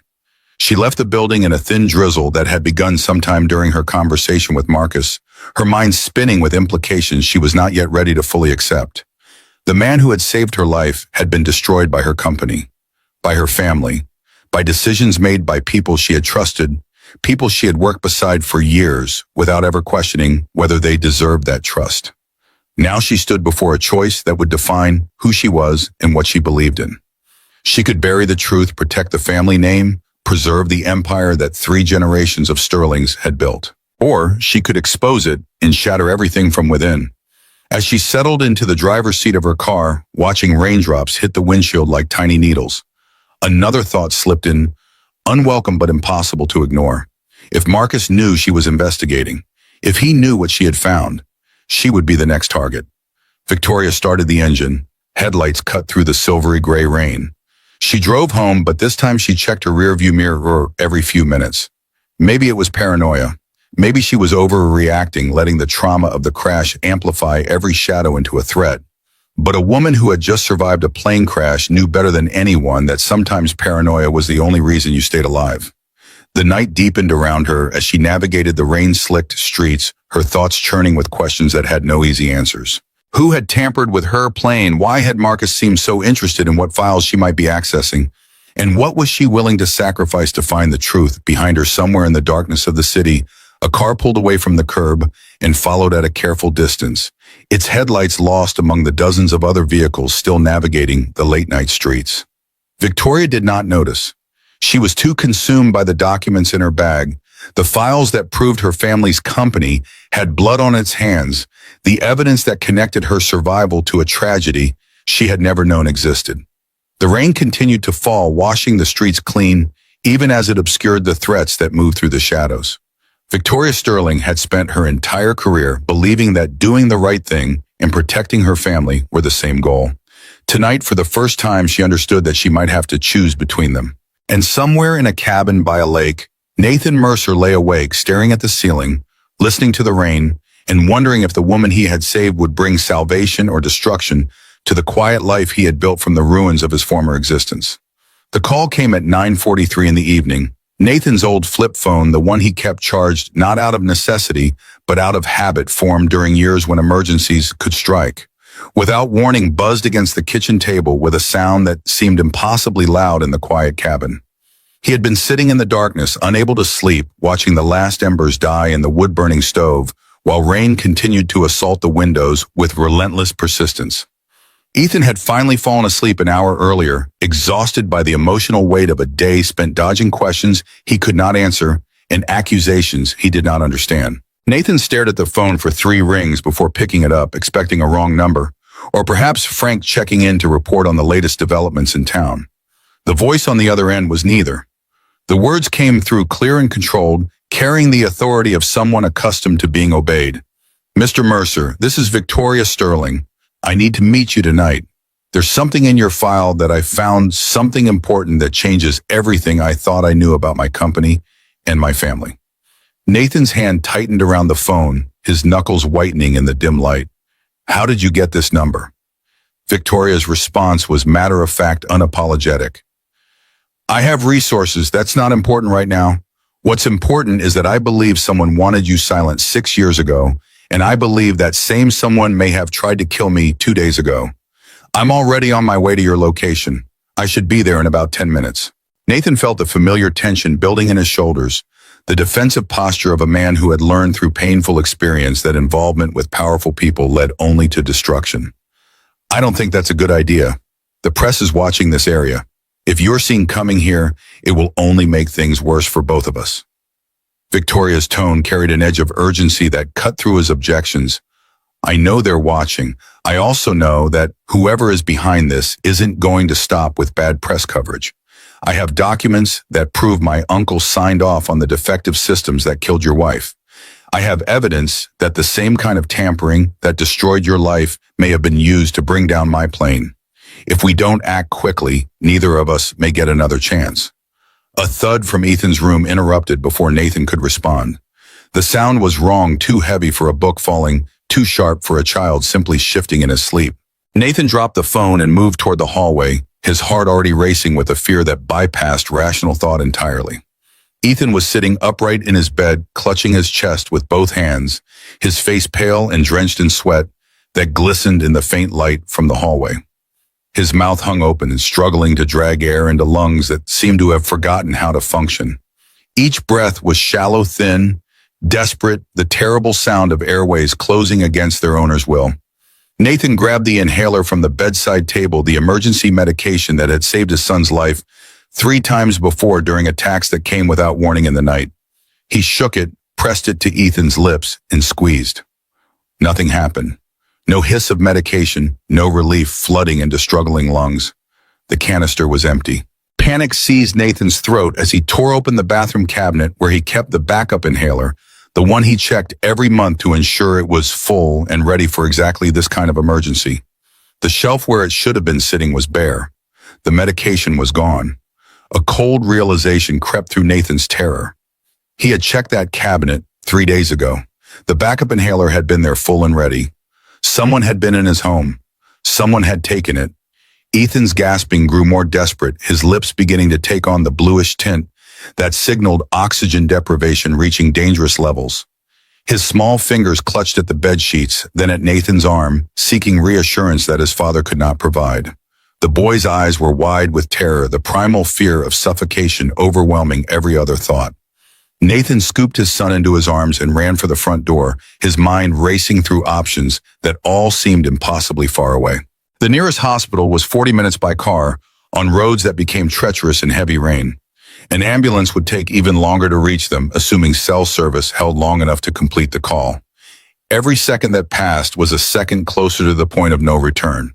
He burst through the front door and into the rain, ready to sprint for his truck, when headlights flooded the yard in a harsh white glare. A black sedan skidded to a stop at the edge of the porch, sending gravel spraying across the wet ground. Victoria Sterling emerged from the driver's side before the engine had fully stopped, her eyes taking in the scene with the quick assessment of someone accustomed to crisis management. Her words cut through the rain, and Nathan's panic with surgical precision. "Get in, now, I know a faster route to the hospital." Nathan had no time to question how she had arrived at the exact moment of catastrophe, no space in his terror-filled mind to wonder at the coincidence. He dove into the backseat, cradling Ethan against his chest, feeling his son's heart racing like a trapped bird beneath ribs that seemed far too fragile to contain such desperate energy.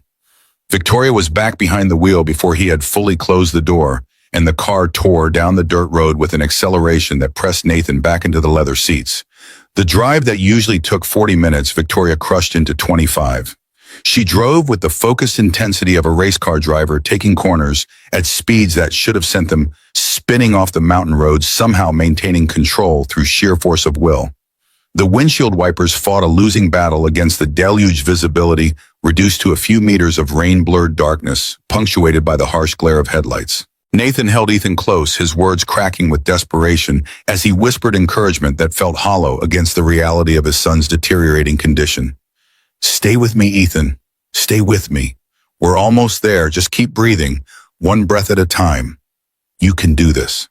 Ethan's responses grew weaker as the minutes passed, his struggles less pronounced, his grip on Nathan's shirt loosening in a way that sent ice through his father's veins. The bluish tint around his lips deepened. His eyes began to lose focus, drifting toward a place Nathan could not follow. The emergency room doors burst open as Victoria brought the car to a screaming halt at the entrance. Nurses rushed out with a gurney, responding to the frantic honking that had announced their arrival. Nathan laid Ethan on the wheeled bed, his hands trembling so violently that he could barely release his grip on his son's small body. A doctor in green scrubs took over, immediately barking orders that Nathan heard only as distant sounds, while he watched his entire world being wheeled away through swinging doors. Nathan collapsed into a plastic chair in the hallway outside the treatment room, his body finally releasing the tension that had kept him functional during the crisis. He buried his face in his hands, breath coming in ragged gasps that bordered on sobs. The fluorescent lights above hummed with indifferent constancy, illuminating a corridor that smelled of antiseptic and fear. Victoria stood a few steps away, her coat soaked with rain, her hair plastered against her cheeks. She did not speak, did not offer platitudes or false comfort. She simply stood there, a presence that acknowledged the gravity of the moment without trying to minimize it. An hour passed in silence, broken only by the occasional sound of footsteps and the distant beeping of medical equipment. Finally, a doctor emerged through the swinging doors, his expression carrying the exhausted relief of someone who had just won a battle against death. Dr. Michael Chen, according to the name badge on his white coat, was a man in his 50s with steady hands and kind eyes that had clearly seen too much suffering to be fazed by any single case. His words came out measured, professional, designed to convey information without unnecessary alarm. He's stable, we got him on a nebulizer in time and his oxygen levels are coming back up. We'll keep him overnight for observation, but he's going to make a full recovery. You got him here just in time. Another few minutes and we might be having a very different conversation. Nathan exhaled a sound that fell somewhere between a laugh and a sob relief, flooding through him with such force that it left him momentarily dizzy. He stood on unsteady legs and moved toward the treatment room, needing to see his son, needing to confirm with his own eyes that Ethan was truly safe. The boy lay on his side in the hospital bed, eyes half closed beneath the soft haze of an oxygen mask. Monitors beeped steadily, tracking vital signs that had returned to acceptable ranges. Color was returning to his cheeks, replacing the terrifying pallor that had made him look like a ghost only an hour before. Nathan sat beside the bed, taking his son's small hand in his own, feeling the warmth that confirmed life, continuing where it had nearly ended. Tears slipped down his face, unchecked relief and residual terror, mixing into an emotional storm that he made no effort to control. Ethan's words came out as barely more than a whisper filtered through the oxygen mask and the exhaustion of his ordeal. Dad, the pretty lady, is she an angel? Nathan managed a wet laugh, wiping his eyes with his free hand. Maybe, son, maybe she is. Victoria appeared in the doorway, hesitant to intrude on the intimate moment, but drawn forward by something she could not name. Nathan looked up at her, his eyes red and wet, filled with a gratitude that went beyond words. His tone shook as he spoke. Thank you. If it weren't for you, I would have lost him. I would have lost everything. Victoria stepped into the room, her words softer than Nathan had heard them before. You don't have to face this alone, not anymore. The words hung in the air between them, carrying weight that extended far beyond their literal meaning. Two strangers brought together by catastrophe, connected by losses, they were only beginning to understand, standing at the threshold of a choice that would change both their lives. Nathan reached into his jacket pocket and withdrew a small USB drive, black and unremarkable, the kind of object that could hold either nothing of importance or secrets that could topple empires. He held it out toward Victoria, his hands steady despite the emotional turbulence still coursing through him. His explanation came out low, almost confessional. Everything I saved, the warnings, the emails, the test data, the evidence, everything from 6 years ago, I kept copies despite the confidentiality agreement because I knew someday the truth would need to come out. I just never thought I would be the one to release it. Victoria stared at the USB, her fingers slowly closing around the cold metal. Why are you giving this to me? Nathan's answer was simple, direct. Because you're the only one who can do anything about it. I'm a disgraced engineer living in the mountains bound by legal agreements that would bankrupt me if I spoke publicly. You're the CEO of Sterling Aerospace. You have the platform, the resources, the credibility. If the truth is going to come out, it has to come from you. Victoria inhaled deeply, feeling the weight of responsibility settling onto her shoulders like a physical burden. The USB in her hand was not just data storage. It was a weapon, a key, a confession, and an accusation, all compressed into a few grams of plastic and silicon. She met Nathan's eyes with a resolve that surprised even herself. Then I will, I promise. But as she tightened her grip on the USB, another thought slid into her mind, cold as the night wind that had followed them through the hospital doors. The timing of Ethan's attack, the empty inhaler that should have been full, the missing backup medication. Too many coincidences stacking on top of each other, forming a pattern that pointed towards something far more sinister than bad luck. Victoria looked at Nathan, the man who had once again found himself at the edge of losing everything he loved. A chilling thought rose up from somewhere deep in her gut. Was someone trying to hurt him? Was someone trying to silence him? And were they starting by targeting the thing he loved most? She asked the question that had been forming in her mind. Nathan, the backup inhaler. You said it was missing. When did you last check it? Nathan's brow furrowed as he processed her question through the fog of exhaustion and relief. 3 days ago, I check it every month, but I happened to look 3 days ago when I was cleaning in the bathroom cabinet. It was there, full. Victoria felt a chill run down her spine. And your cabin, do you lock it when you leave? Nathan shook his head slowly, realization dawning in his eyes. No, nobody does out here. There's never been a reason to. Victoria pulled out her phone and began typing rapidly. I'm going to have someone check the security footage from the gas station near your property. It's the only camera for miles. If someone drove to your cabin in the last 3 days, they would have had to pass it. The implications of what she was suggesting hung heavy in the air between them. Someone had entered Nathan's home. Someone had deliberately removed his son's emergency medication. Someone had tried to create exactly the kind of crisis that would distract Nathan, consume him with grief, perhaps even destroy him entirely. If that was true, then whoever did this was still out there, and they were certainly nowhere near finished. In a mansion perched on a hill overlooking San Francisco Bay, Marcus Sterling sat in his private study, illuminated only by the dancing flames of a marble fireplace. The room was decorated in the style of old money leather-bound books lining the walls, antique furniture polished to a mirror-shine paintings that cost more than most people earned in a decade. He held a crystal tumbler of single malt whiskey, swirling the amber liquid slowly as he watched the fire consume a log with patient inevitability. His phone rang with a tone reserved for calls that required immediate attention. He answered without looking at the screen, already knowing who would be on the other end. The voice that came through was flat, emotionless, the professional detachment of someone paid to deliver information without editorial commentary. Sir, Ms. Sterling just left the hospital. She was with the Mercer man for several hours. The boy had a medical emergency, appears to be asthma-related. Marcus set down his whiskey, his eyes narrowing with an interest that would have chilled anyone who witnessed it. Medical emergency. How unfortunate. Did our intervention achieve its intended effect? A pause on the other end, barely perceptible. The boy survived. They reached the hospital in time. Ms. Sterling provided transportation.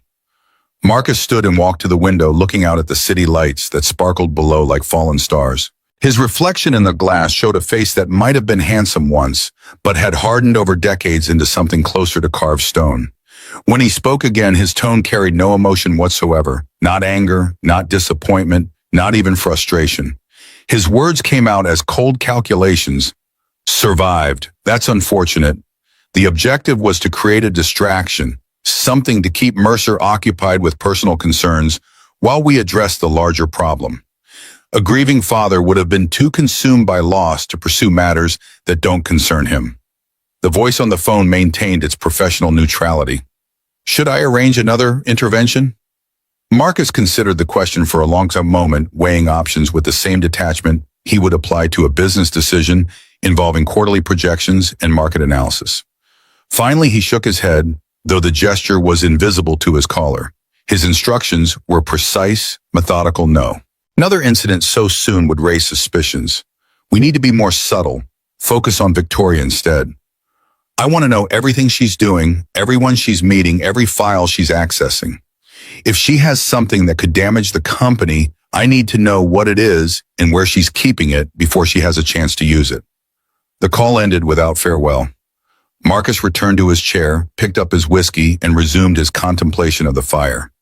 He had built this company from the shadow of his brother's modest engineering firm into an aerospace giant that moved markets and influenced governments. He had made decisions that others lacked the courage to make, accepted consequences that others refused to acknowledge, done what was necessary when necessity demanded it. The death of Sarah Mercer had been regrettable but unavoidable. The defect in the hydraulic system would have been discovered eventually, and a recall would have cost billions, enough to potentially bankrupt the company during a period of aggressive expansion.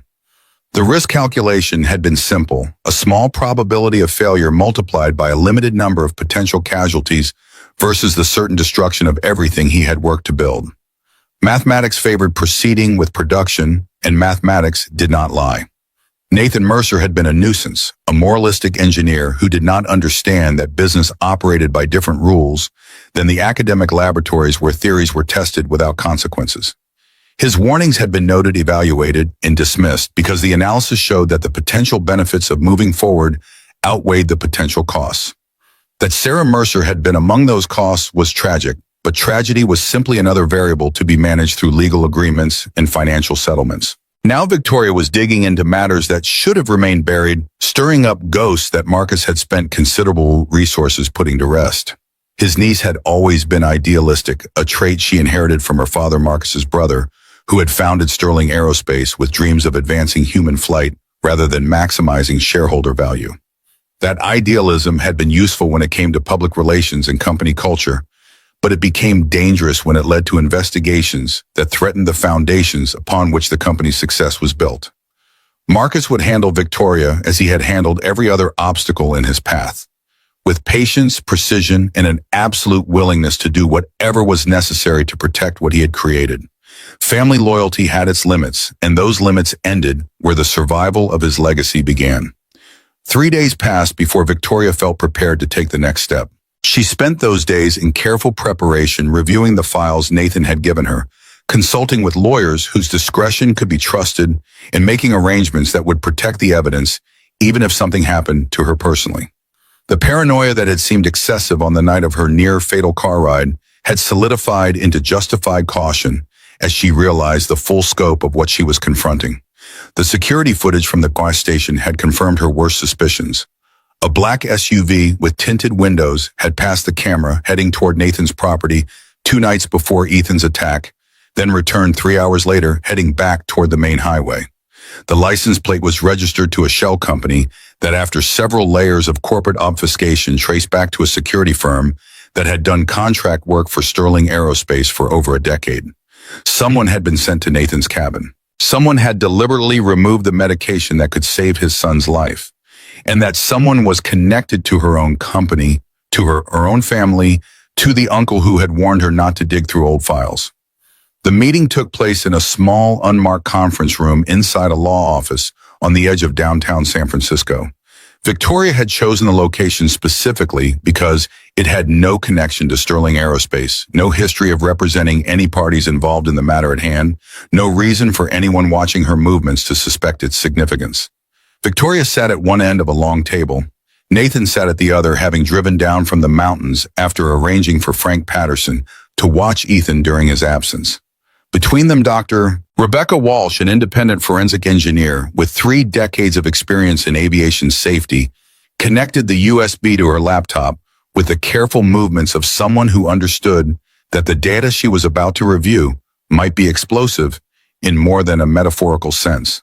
The ceiling projector hummed to life, and the screen on the wall began displaying the files that Nathan had preserved for 6 years. Emails with subject lines marked urgent in blazing red. Scanned pages of handwritten notes showing calculations that predicted exactly the kind of failure that had occurred. Technical schematics covered in red ink annotations pointing out stress points and material weaknesses. Photographs of cracked metal components taken during inspections that should have triggered immediate recalls. test data showing failure rates that exceeded acceptable parameters by margins that made Rebecca Walsh's face grow increasingly grim as she reviewed each document. She opened one email, reading aloud in a voice tight with barely controlled outrage. Hydraulic control system exhibits catastrophic failure potential under continuous load. Recommend immediate grounding of all units pending redesign. Sign, Nathan Mercer, Senior Engineer. She clicked to the next document, a response sent 3 days later. Concern noted, continue production. Another file opened, this one, a technical memorandum from the chief engineer to the executive board. Minor technical issue flagged by junior engineer. Recall costs estimated at $2.3 billion.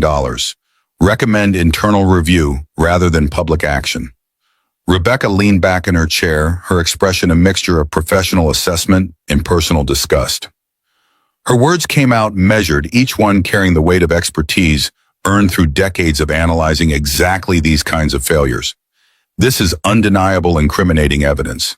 The person who approved these systems knew they were unstable, knew human lives were at risk, and chose to proceed anyway to avoid financial consequences.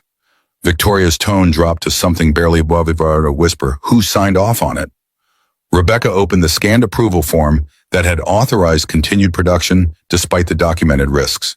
At the bottom of the page, in blue ink that had somehow retained its color through years of storage, was a signature that Victoria had seen thousands of times on birthday cards and Christmas gifts in company documents that crossed her desk for executive review.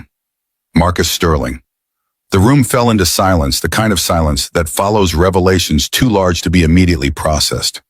Nathan sat motionless, his face unreadable, as though every emotion had been locked behind a door that he had learned to keep firmly closed. Victoria stared at the screen, her hand resting on the table with fingers rigid as though bracing against a physical blow. Rebecca spoke again, her words carrying the clinical detachment of an expert witness who had testified in cases like this before. He approved continued production to avoid a recall. A recall would have cost the company billions, damaged its reputation, possibly triggered investigations into other products. So he buried the reports, silenced the engineer who raised concerns, and gambled that the defect would never manifest in a way that could be traced back to company negligence.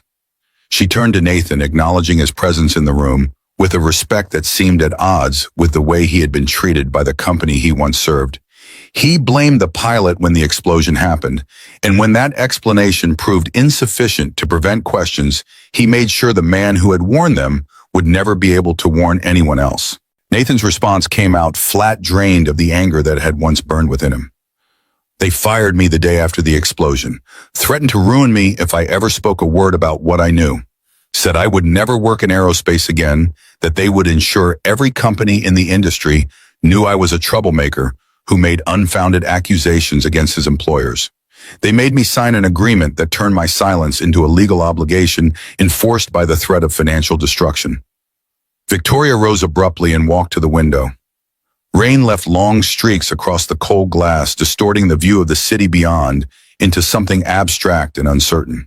Her reflection stared back at her, a woman standing at a crossroads that would define the rest of her life.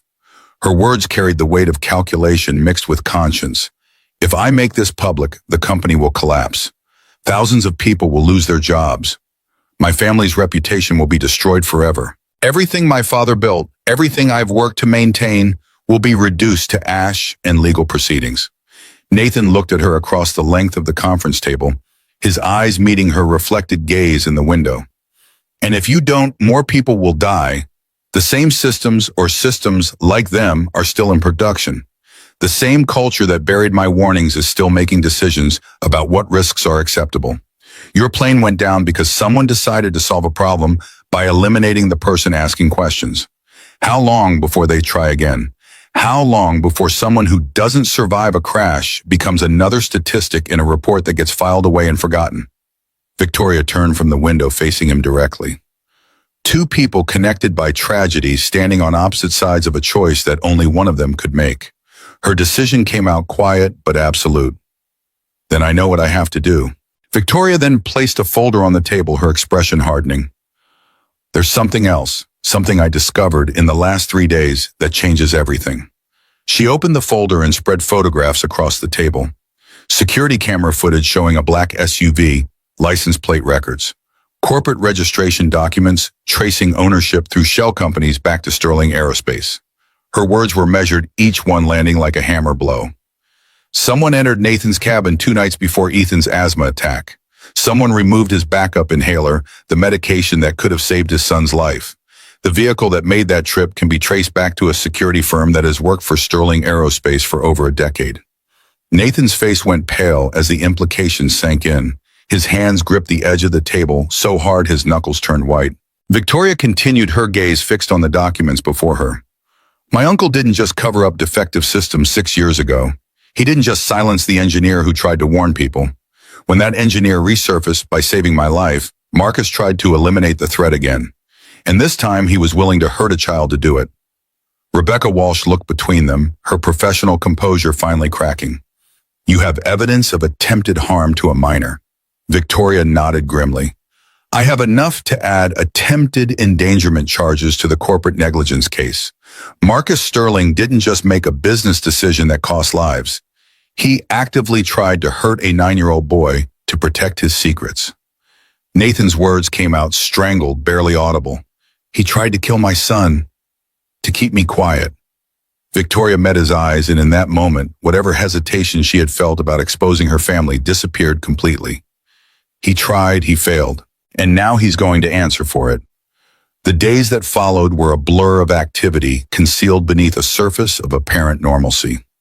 Victoria returned to Sterling Aerospace each morning, attended meetings, signed documents, smiled at colleagues who had no idea that she was systematically building a case that would bring down everything they had worked to create. She lunched with Marcus twice during that period, maintaining the fiction of family harmony while studying his expressions for signs that he suspected what she was doing. At night in the secure apartment she had rented under an assumed name, Victoria worked with a growing team of allies to prepare for the confrontation that was coming. Dr. Rebecca Walsh compiled a comprehensive technical report that would withstand scrutiny from the FAA, the NTSB, and any court in the country. Lawyers drafted statements and anticipated counterattacks. Former employees who had been silenced like Nathan were contacted. Their stories documented their willingness to testify, secured through promises of legal protection. Marcus was not idle during this period. Victoria noticed the surveillance almost immediately, the unfamiliar faces that appeared too frequently in her vicinity, the sense of being watched that prickled at the back of her neck during moments that should have been private. Her phone began exhibiting strange behavior, battery draining faster than usual, occasional clicks on the line during calls. Her office computer showed signs of access during hours when she was demonstrably elsewhere. She countered these intrusions with measures of her own, using encrypted communications, meeting informants in locations that could not be anticipated, maintaining multiple copies of critical evidence in secure facilities that Marcus could not reach. It was a shadow war fought without acknowledgement on either side, each opponent maneuvering for position while maintaining the pretense that nothing unusual was occurring. 1 week after the meeting with Dr. Walsh, Marcus appeared in Victoria's office without warning. He closed the door behind him and sat in the chair across from her desk, his posture radiating the confidence of a man who believed himself untouchable. His opening words carried the weight of his chess master, making an opening gambit. You're playing a dangerous game, Victoria, one that I don't think you fully understand. Victoria kept her expression neutral, or the words carrying a calm she did not feel. I'm not sure what you're referring to, Uncle Marcus. His laugh was short, humorless, the sound of a predator amused by prey that did not yet realize it was trapped. Don't insult my intelligence. I know you've been accessing archived personnel files. I know you've been meeting with lawyers who have no connection to our corporate legal team. I know you've been in contact with former employees who were terminated under circumstances that required confidentiality agreements. The only question is what you intend to do with whatever you think you found. Victoria stood circling her desk to stand closer to him, refusing to be intimidated by his position or his reputation. What I found is evidence that you approved systems you knew were defective. Evidence that people died because you chose profit over safety. Evidence that you've been covering up corporate negligence for years while presenting yourself as a pillar of industry leadership. Marcus rose to meet her, the distance between them shrinking to something that felt almost threatening. Evidence collected through unauthorized access to confidential company records.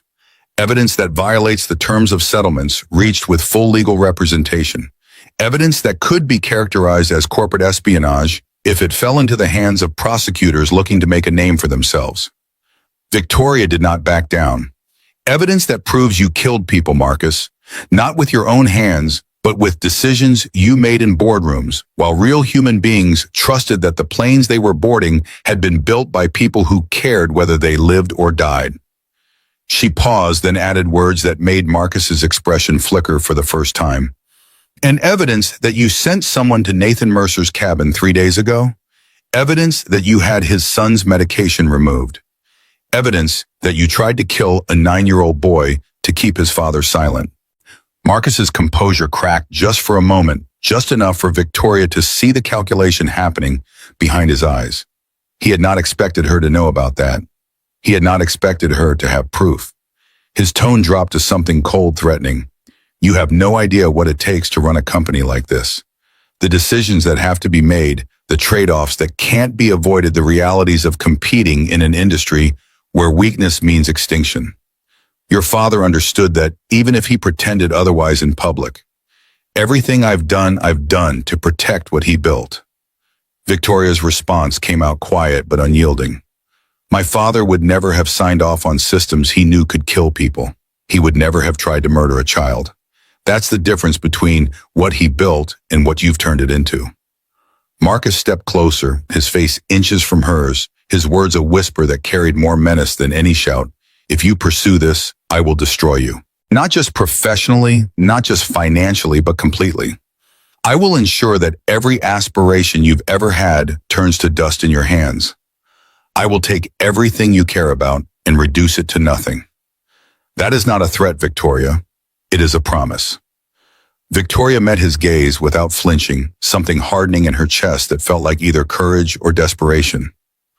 I survived a plane crash that you probably arranged. I watched a man I'd never met risk his life to save me. A man whose wife died because of decisions you made. I've seen what happens to people who try to do the right thing in this company, and I've decided I would rather be destroyed, standing for something, than preserved standing for nothing. Marcus stared at her for a long moment, something shifting behind his eyes that might have been respect or might have been recalculation. Then he stepped back, adjusted his suit jacket, and walked toward the door. His parting words floated back over his shoulder. You're more like your father than I thought. He also believed that principles mattered more than survival. Look where that got him. Then he was gone, leaving Victoria alone in her office with the weight of what was coming pressing down on her shoulders. The confrontation she had been preparing for was no longer theoretical. The battle lines had been drawn and there would be no retreat for either side. The night before the board meeting that would change everything, Victoria drove to Nathan's cabin. She arrived as the sun was setting, painting the lake in shades of gold and amber that seemed too beautiful for the gravity of the moment. No convoy of black cars accompanied her, no assistants with tablets and folders. Just a woman in jeans and a sweater, carrying a bag of groceries and the burden of a decision that would affect thousands of lives. Nathan was waiting on the porch when she arrived, having seen her headlights approaching through the trees. Ethan stood beside him, fully recovered from his ordeal, bouncing with the energy of a child who had been promised a visitor. The boy ran toward her car before she had even fully stopped. You came back. Victoria crouched down to meet his eyes, smiling in a way that felt genuine despite everything. I promised I would, didn't I? Nathan approached more slowly, his expression mixing surprise with something that might have been hope. I didn't think you would actually come.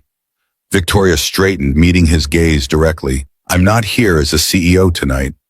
I'm here as someone who owes you more than I can ever repay. I brought dinner if that's all right. The meal unfolded in the small warm kitchen with an ease that surprised all of them. Pasta with marinara sauce, garlic bread, a large bowl of salad that Ethan approached with the suspicion common to 90-year-olds confronted with vegetables. The boy talked excitedly about his model airplanes, demonstrating wing configurations and explaining thrust-to-weight ratios with a sophistication that revealed how much he had absorbed from his father's technical background. Victoria listened with genuine interest, asking questions that showed she understood more about aerospace engineering than her business-focused role might suggest. After Ethan had been tucked into bed, Nathan and Victoria sat on the porch, each holding a cup of coffee that steamed in the cool mountain air. The sky had filled with stars, more stars than Victoria had ever seen in her life, spent in cities where light pollution obscured the universe. The silence between them was comfortable, two people who had said enough hard things to appreciate the value of moments without words. Nathan spoke first, his words carrying the weariness of a man who had carried heavy burdens alone for too long. I lost faith in people a long time ago.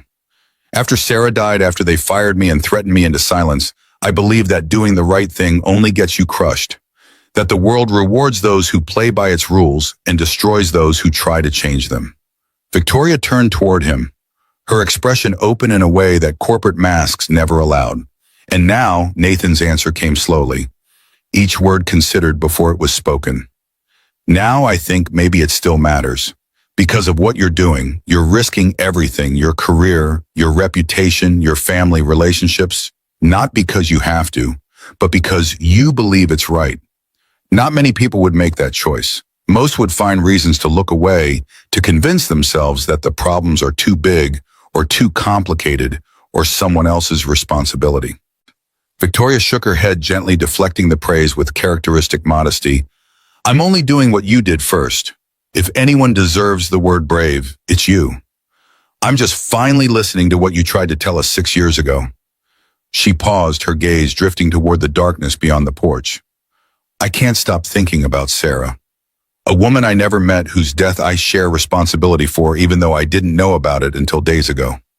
I can't undo what happened. I can't bring her back or give Ethan the mother he deserved to have, but I can make sure it never happens again, to anyone ever. That's the only amends available to me, and I intend to make it. Nathan's words softened with an emotion he had not allowed himself to feel in years. You already have.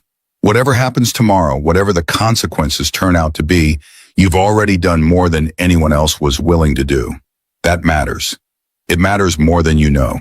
Victoria stood to leave, pausing at the edge of the porch to look back at him. The moonlight caught her features, revealing a vulnerability she rarely showed to anyone. Her words came out quiet, almost hesitant. There's a position available, head of safety and compliance. Not glamorous, but critical. And I don't think anyone is more qualified than you. Nathan stiffened, the old defensive instincts rising. I'm not sure I'm ready to step back into that world. Victoria nodded, accepting his hesitation without pressing. You don't have to decide tonight. Just think about it.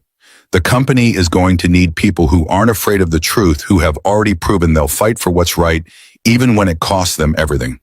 That's you, Nathan. That's who you've always been, even when the world punished you for it. She descended the porch steps and walked toward her car. Nathan watched her go, feeling something shift inside him that he had thought was permanently frozen. Hope, perhaps, or something close to it. Victoria paused with her hand on the car door, turning back for one final exchange. You pulled me out of the lake. Tomorrow I'm going to pull both of us out of the darkness. Then she was gone, taillights disappearing into the mountain night, leaving Nathan alone with the stars and a future that suddenly seemed less certain, but somehow more possible than it had in years. The emergency board meeting convened at 8 o'clock on a Thursday morning that dawned gray and heavy with the threat of rain. Victoria arrived at the Sterling Aerospace headquarters 40 minutes early, walking through corridors she had traveled thousands of times before, but that now felt foreign, hostile, as though the building itself sensed that she had come to tear down everything it represented. Security guards nodded at her with their usual deference, unaware that the woman they were greeting carried documents in her slim leather briefcase that would destroy careers and rewrite the company's history before the day was done. The 40th floor conference room was already filling when Victoria entered. Executive officers in tailored suits occupied their assigned seats around the gleaming long table, tablets glowing with agenda items and financial projections, ceramic cups steaming with coffee that cost more per pound than some families spent on groceries in a week. Lawyers lined the walls like soldiers awaiting orders. Leather folders clutched to their chests, faces carefully neutral in the way that legal professionals learn to maintain regardless of the chaos unfolding around them. Marcus Sterling sat at the head of the table, positioned in front of floor-to-ceiling windows that framed him against the San Francisco skyline like a portrait of corporate power. His silver hair was immaculately styled, his navy suit pressed to perfection, his expression carrying the composed confidence of a man who believed himself master of every situation he encountered. Sunlight streamed through the glass behind him, casting a cold sheen across his shoulders that made him appear almost luminous, almost untouchable. Victoria entered last carrying her slim briefcase and a tablet that contained everything she needed to bring his world crashing down. She did not take a seat. Instead, she walked directly to the front of the room, her heels clicking against the marble floor with a rhythm that drew every eye in her direction. Marcus smiled, the expression warm and welcoming and entirely false. Victoria, good, let's keep this brief. We need to address the media response to the crash investigation and shape our messaging before the next news cycle. Public perception is everything in situations like this. Victoria's response came out measured, controlled. I agree, public perception is everything. She stepped to the presentation screen, mounted on the wall, connected her tablet, and watched as the display flickered to life. The first image that appeared was an email, its date stamp showing 6 years and 4 months earlier, its subject line blazing in red letters that seemed to pulse with accusation. Hydraulic failure risk. Immediate action required. The sender's name was clearly visible at the bottom, Nathan Mercer. The room seemed to vibrate with sudden tension. Whispers slashed through the air like knives cutting silk. Board members exchanged glances that ranged from confusion to dawning horror. Marcus's smile faded, then vanished entirely. Victoria clicked to the next slide without commentary. A photograph appeared showing a hydraulic component split wide open, its internal structure, revealing fractures that spread through the metal like disease through healthy tissue. Another click brought up a second email, this one sent from Marcus's own account. Bury this. We're not recalling 50 aircraft over a minor flaw. Production continues as scheduled. She left the words exactly as they were, making no attempt to soften or interpret them. The evidence spoke for itself with a clarity that required no embellishment. A board member shot to his feet, his face draining of color as the implications registered. If these documents are authentic, they represent a fundamental breach of our safety protocols and our legal obligations. Victoria's voice remained steady, almost clinical. They are entirely authentic. I have verified their provenance through independent forensic analysis, and I have additional documentation that traces the chain of custody from the original files to the copies you are seeing today. She clicked again. A scanned approval form appeared on the screen, the kind of bureaucratic document that normally attracted no attention, but that now seemed to glow with malevolent significance. At the bottom of the page, in blue ink that had somehow retained its color through years of storage, was Marcus Sterling's distinctive signature, authorizing continued production despite documented safety concerns. The Nevada test flight incident report followed. One civilian fatality listed in cold bureaucratic language, Sarah Mercer, wife of the engineer who had tried to prevent ethically the tragedy that killed her. Another board member rose, his face stark white against the dark fabric of his suit. He closed his folder without a word, gathered his belongings, and walked out of the room. A second followed within moments, then a third. The exodus continued until less than half the seats around the table remained occupied, the empty chairs standing as silent testimony to the magnitude of what had been revealed. Victoria clicked to the next slide and the room fell completely silent. Security camera footage appeared on the screen. A black SUV with tinted windows captured at a gas station timestamp, showing a date 3 days before Ethan Mercer's asthma attack. License plate records followed. Corporate registration documents tracing ownership through shell companies. A web of connections leading unmistakably back to Sterling Aerospace. Victoria's words cut through the silence like a blade. This vehicle was photographed traveling toward Nathan Mercer's property 2 nights before his 9-year-old son nearly died from an asthma attack. The same night, someone entered Mr. Mercer's cabin and removed his son's backup inhaler, the medication that could have saved the child's life. She clicked again. A medical report appeared documenting Ethan's emergency room admission and the narrow margin by which he had survived. Victoria's tone remained steady, but her eyes burned with barely contained fury. My uncle didn't just cover up defective systems 6 years ago. He didn't just silence the engineer who tried to warn people. When that engineer resurfaced, by saving my life, Marcus Sterling ordered an attempt on the life of a 9-year-old boy. Attempted harm to a minor. Ethan Mercer, age 9. Marcus's face turned ashen for the first time. The room fell completely silent. Even the lawyers against the wall seemed frozen, their professional detachment finally cracking in the face of evidence that went far beyond corporate negligence. Victoria turned to face her uncle directly, her gaze unwavering, despite the rage emanating from the man who had been her mentor, her family, her trusted advisor for her entire adult life. No, Uncle Marcus, you destroyed it. The day you chose money over human lives. The day you decided that shareholder value mattered more than the safety of the people who trusted us to build aircraft they could fly without fear. And the day you decided a child's life was an acceptable price for your silence. She placed her briefcase on the table in front of him, the gesture carrying the finality of a judge delivering a verdict. I resign as CEO effective immediately. I've contacted the FAA and provided them with complete copies of all relevant documentation, including evidence of the attempted endangerment of Ethan Mercer. They will be launching a full investigation, and I expect you will be hearing from federal prosecutors within the week. Marcus slammed his hand against the table with a force that made the water glasses tremble and sent ripples across the surface of untouched coffee. His composure finally cracking under the weight of what was happening. What do you think you're doing? Victoria, are you trying to destroy this company? Everything your father spent his life building. Victoria's response came out soft, each word landing like a precisely aimed blow. I'm not trying to be a hero. I'm just choosing what's right. Something you forgot how to do a long time ago if you ever knew it at all. She turned and walked toward the door, leaving behind chaos that erupted the moment she crossed the threshold. Chairs scraped against marble. Voices rose in accusation and defense. Phones rang with urgent calls from lawyers and public relations specialists and journalists who had somehow already caught wind that something momentous was occurring. Victoria heard none of it. Her focus had narrowed to the corridor ahead, the elevator bank at its end, the world beyond this building where consequences would unfold according to their own inexorable logic. The plaza outside Sterling Aerospace headquarters had transformed into a battlefield of cameras and microphones by the time Victoria emerged through the glass doors.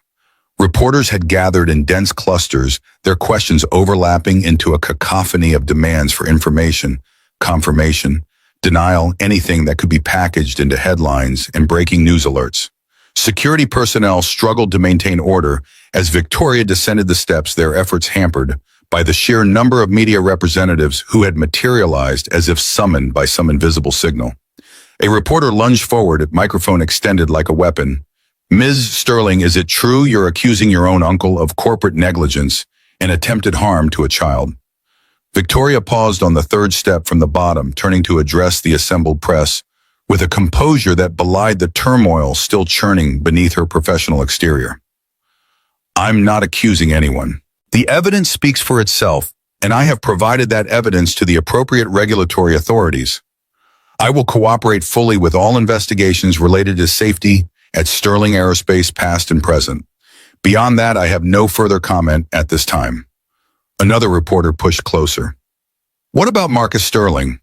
Do you believe he should be held personally responsible for deaths that may have resulted from company decisions?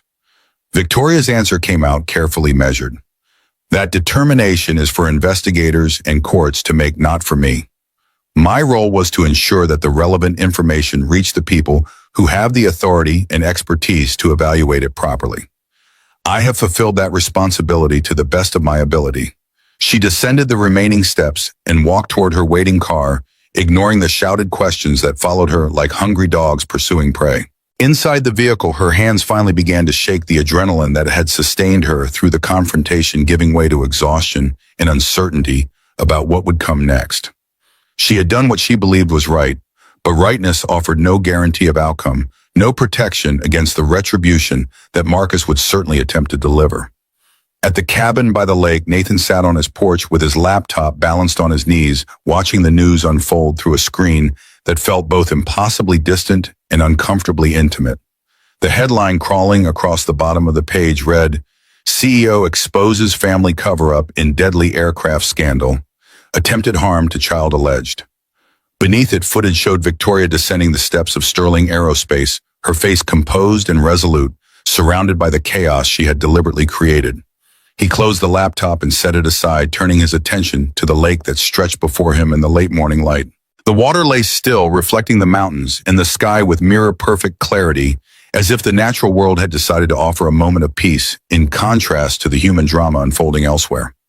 Nathan breathed deeply, filling his lungs with mountain air, and felt something loosen in his chest that had been tight for 6 long years. The front door swung open behind him, and Ethan burst onto the porch, clutching the airplane model he had finally finished assembling after weeks of careful work. The boy's face glowed with pride and excitement, emotions uncomplicated by the adult concerns that had shadowed his father's existence for as long as he could remember. Ethan's words carried the pure enthusiasm of childhood.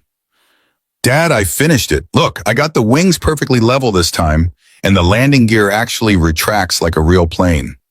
Nathan lifted his son into his lap, examining the model with the serious attention it deserved.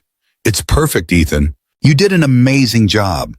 The boy looked up, his brown eyes searching his father's face with an intensity that seemed too old for his 9 years. "Dad, do you think I could be an engineer like you someday? Build real planes that really fly?" Nathan's throat tightened with emotions he had not allowed himself to feel in years. He thought of Sarah, thought of the future they had planned together, thought of everything that had been stolen and everything that remained.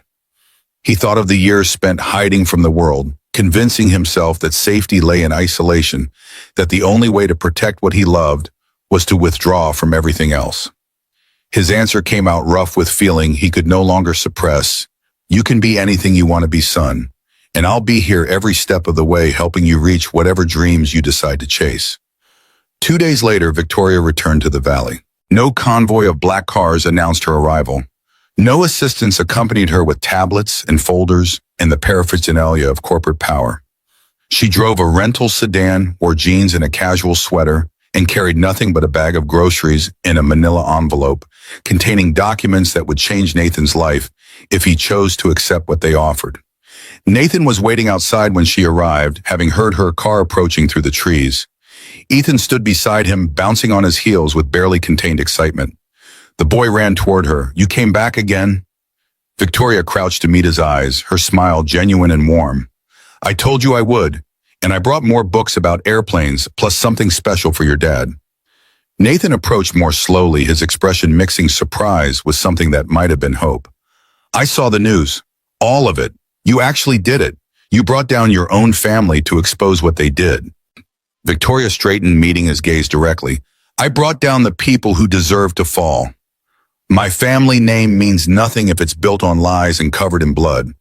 My father would have understood that even if Marcus never did." She handed him the manila envelope with a gesture that carried more weight than its physical contents could account for.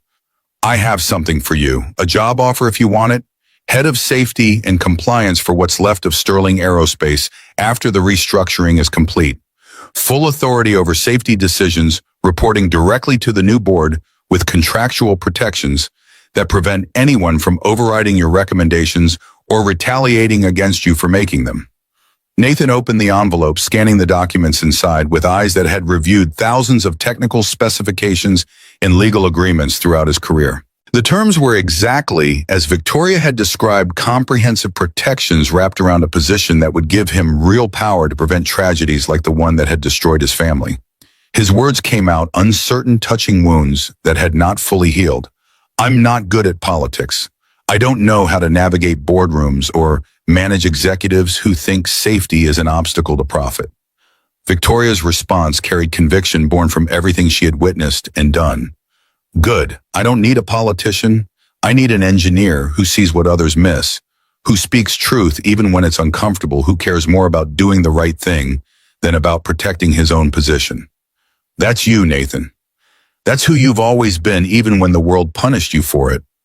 Ethan tugged at his father's sleeve, his young face earnest with an understanding that seemed to exceed his years. "Dad, you should do it. You're good at fixing things that are broken. And maybe it's time we stopped hiding from everything." Nathan looked at his son, then at Victoria, then at the documents in his hands that represented everything he had lost and everything he might reclaim. The decision felt enormous, a threshold that once crossed could never be uncrossed. His acceptance came out quiet but firm. "All right, I'll do it." Victoria's smile carried relief and something deeper, a sense of partnership forged through shared trauma and mutual respect. "Then let's go change the world, or at least the small part of it we can reach." 1 year later, the inauguration of the Sterling Safety Foundation took place in a building that looked nothing like the towering headquarters that had once housed the company's executive offices. The new structure was modest, constructed from sustainable materials designed to let natural light flood every workspace rather than projecting corporate intimidation through sheer scale. Floor-to-ceiling windows offered views of the surrounding landscape rather than the urban sprawl that had framed Marcus Sterling's reign. The crowd that gathered for the ceremony included engineers who had been silenced, families who had lost loved ones to preventable accidents, whistleblowers who had sacrificed careers for principles, students who represented the next generation of aerospace professionals. Journalists attended as well, their cameras capturing a moment that none of them would have predicted a year earlier when the scandal first broke. Victoria stood at the podium, her appearance transformed from the corporate executive who had walked into that fateful board meeting 12 months ago. She wore her hair naturally dressed professionally, but without the armor of designer labels, projected an authority that came from conviction rather than position. Her opening words carried across the assembled crowd with quiet power. 1 year ago, I nearly lost my life in a plane crash that should never have happened.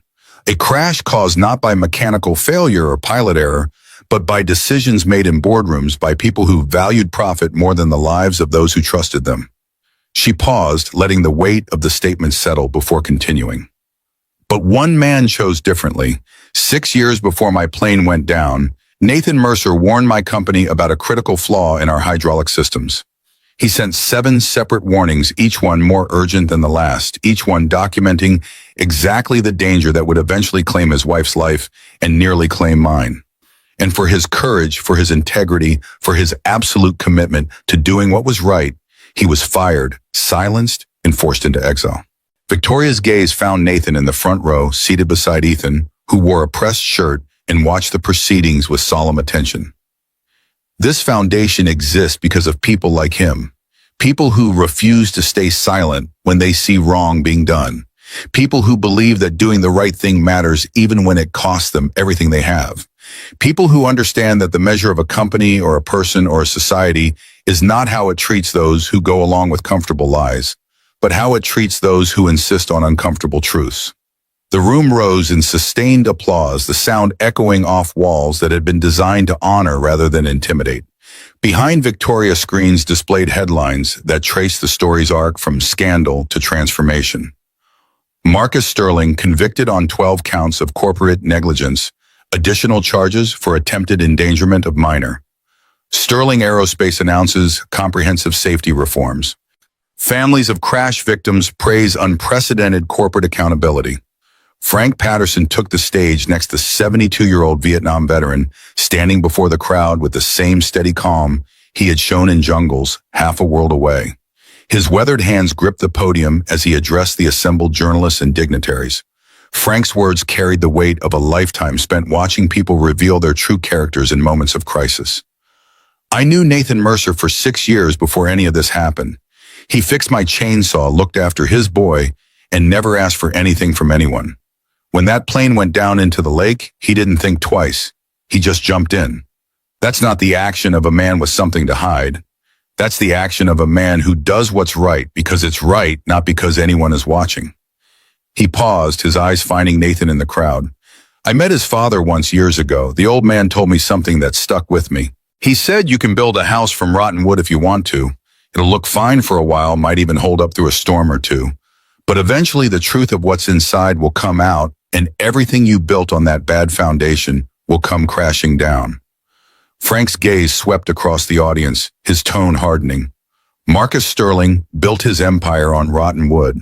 He thought he could bury the truth deep enough that no one would ever find it. But truth always surfaces. And when it does, it's people like Nathan Mercer who have to clean up the mess. People like him who have to rebuild on honest foundations. The reception following the ceremony stretched into late afternoon. Nathan found himself surrounded by people who wanted to shake his hand to thank him, to tell him that his example had given them courage to speak up about concerns they had previously kept silent. Former colleagues from Sterling Aerospace approached with apologies and admiration in equal measure. Young engineers asked questions about safety protocols and ethical obligations. Families who had lost loved ones to aerospace accidents expressed gratitude that someone was finally fighting on their behalf. By the time the crowd began to thin, Nathan felt exhausted in a way that was entirely different from the weariness he had carried through years of isolation. This was the fatigue of connection, of engagement, of being present in a world that he had tried to escape. It was uncomfortable and unfamiliar, but beneath the discomfort lay something that felt remarkably like hope. Victoria found him near the exit, 2 cups of coffee in her hands, overwhelming. Nathan accepted the coffee with a grateful nod. Different. I spent 6 years convincing myself that the world didn't want what I had to offer, that speaking truth only led to punishment. Today felt like evidence that maybe I was wrong about that. Victoria sipped her own coffee, her gaze thoughtful. You weren't wrong. The world does punish people who speak inconvenient truths. It punished you terribly. But that doesn't mean the truth stops mattering.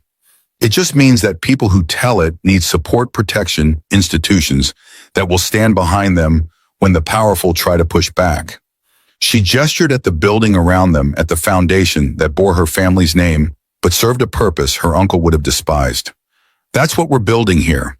A structure that makes it harder to silence people like you, harder to bury warnings until they become disasters, harder to choose profit over lives without consequence. Nathan looked at her, seeing not the corporate executive who had arrived at his cabin a year ago, but the woman who had risked everything to do what was right. Your father would be proud of you. Victoria's smile carried sadness and acceptance in equal measure.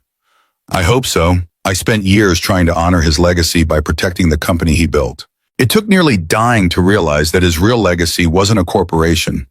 It was the values he tried to instill, the belief that excellence and integrity could coexist, that success built on wrongdoing was no success at all.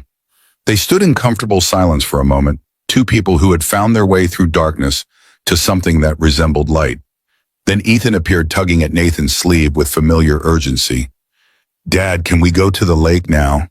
You promised we could go fishing when the boring grown-up stuff was done.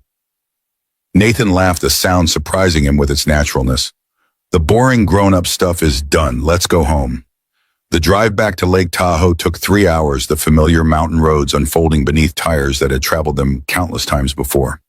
Ethan fell asleep in the back seat, exhausted by the excitement of the day, his airplane model clutched in his hands even in slumber. Nathan drove in contemplative silence, watching the landscape shift from urban density to suburban sprawl to the wild beauty of the Sierra Nevada. Victoria followed in her own car, having accepted Nathan's invitation to spend a few days at the cabin before returning to the endless work of rebuilding a company from the ashes of its former corruption. The convoy of 2 vehicles wound through pine forests and past crystal lakes, climbing toward the valley that had sheltered Nathan through his years of exile, and that now felt less like a hiding place and more like a home.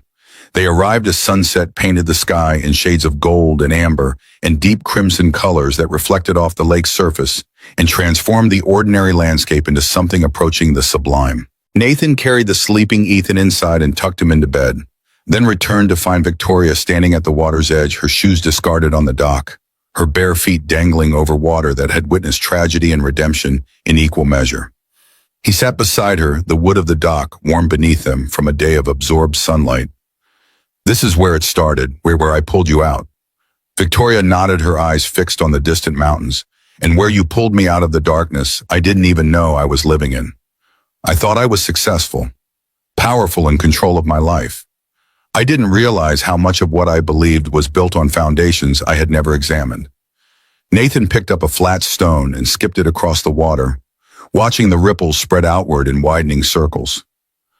I spent 6 years here, telling myself I was protecting Ethan by keeping us isolated from the world. But I think I was really just protecting myself from the pain of engaging with it again. Hiding felt safer than risking more loss. Victoria turned to look at him, her expression carrying understanding born from her own journey through fear and doubt. And now, Nathan's answer came slowly, each word carrying weight he had earned through years of suffering and the beginnings of healing. Upton. Now I think hiding was just another form of losing. Sarah didn't die so that I could spend the rest of my life running away from everything that mattered to her. She believed in me, believed I could make a difference. Honoring her memory means trying to live up to that belief even when it's terrifying. Victoria reached out and placed her hand over his, a gesture of connection that spoke of partnership, mutual respect, the bond forged between people who had seen each other at their worst and chosen to believe in each other anyway. Her words came out soft, almost reverent. Sometimes the most precious thing isn't being saved. It's being given the chance to save yourself by helping others.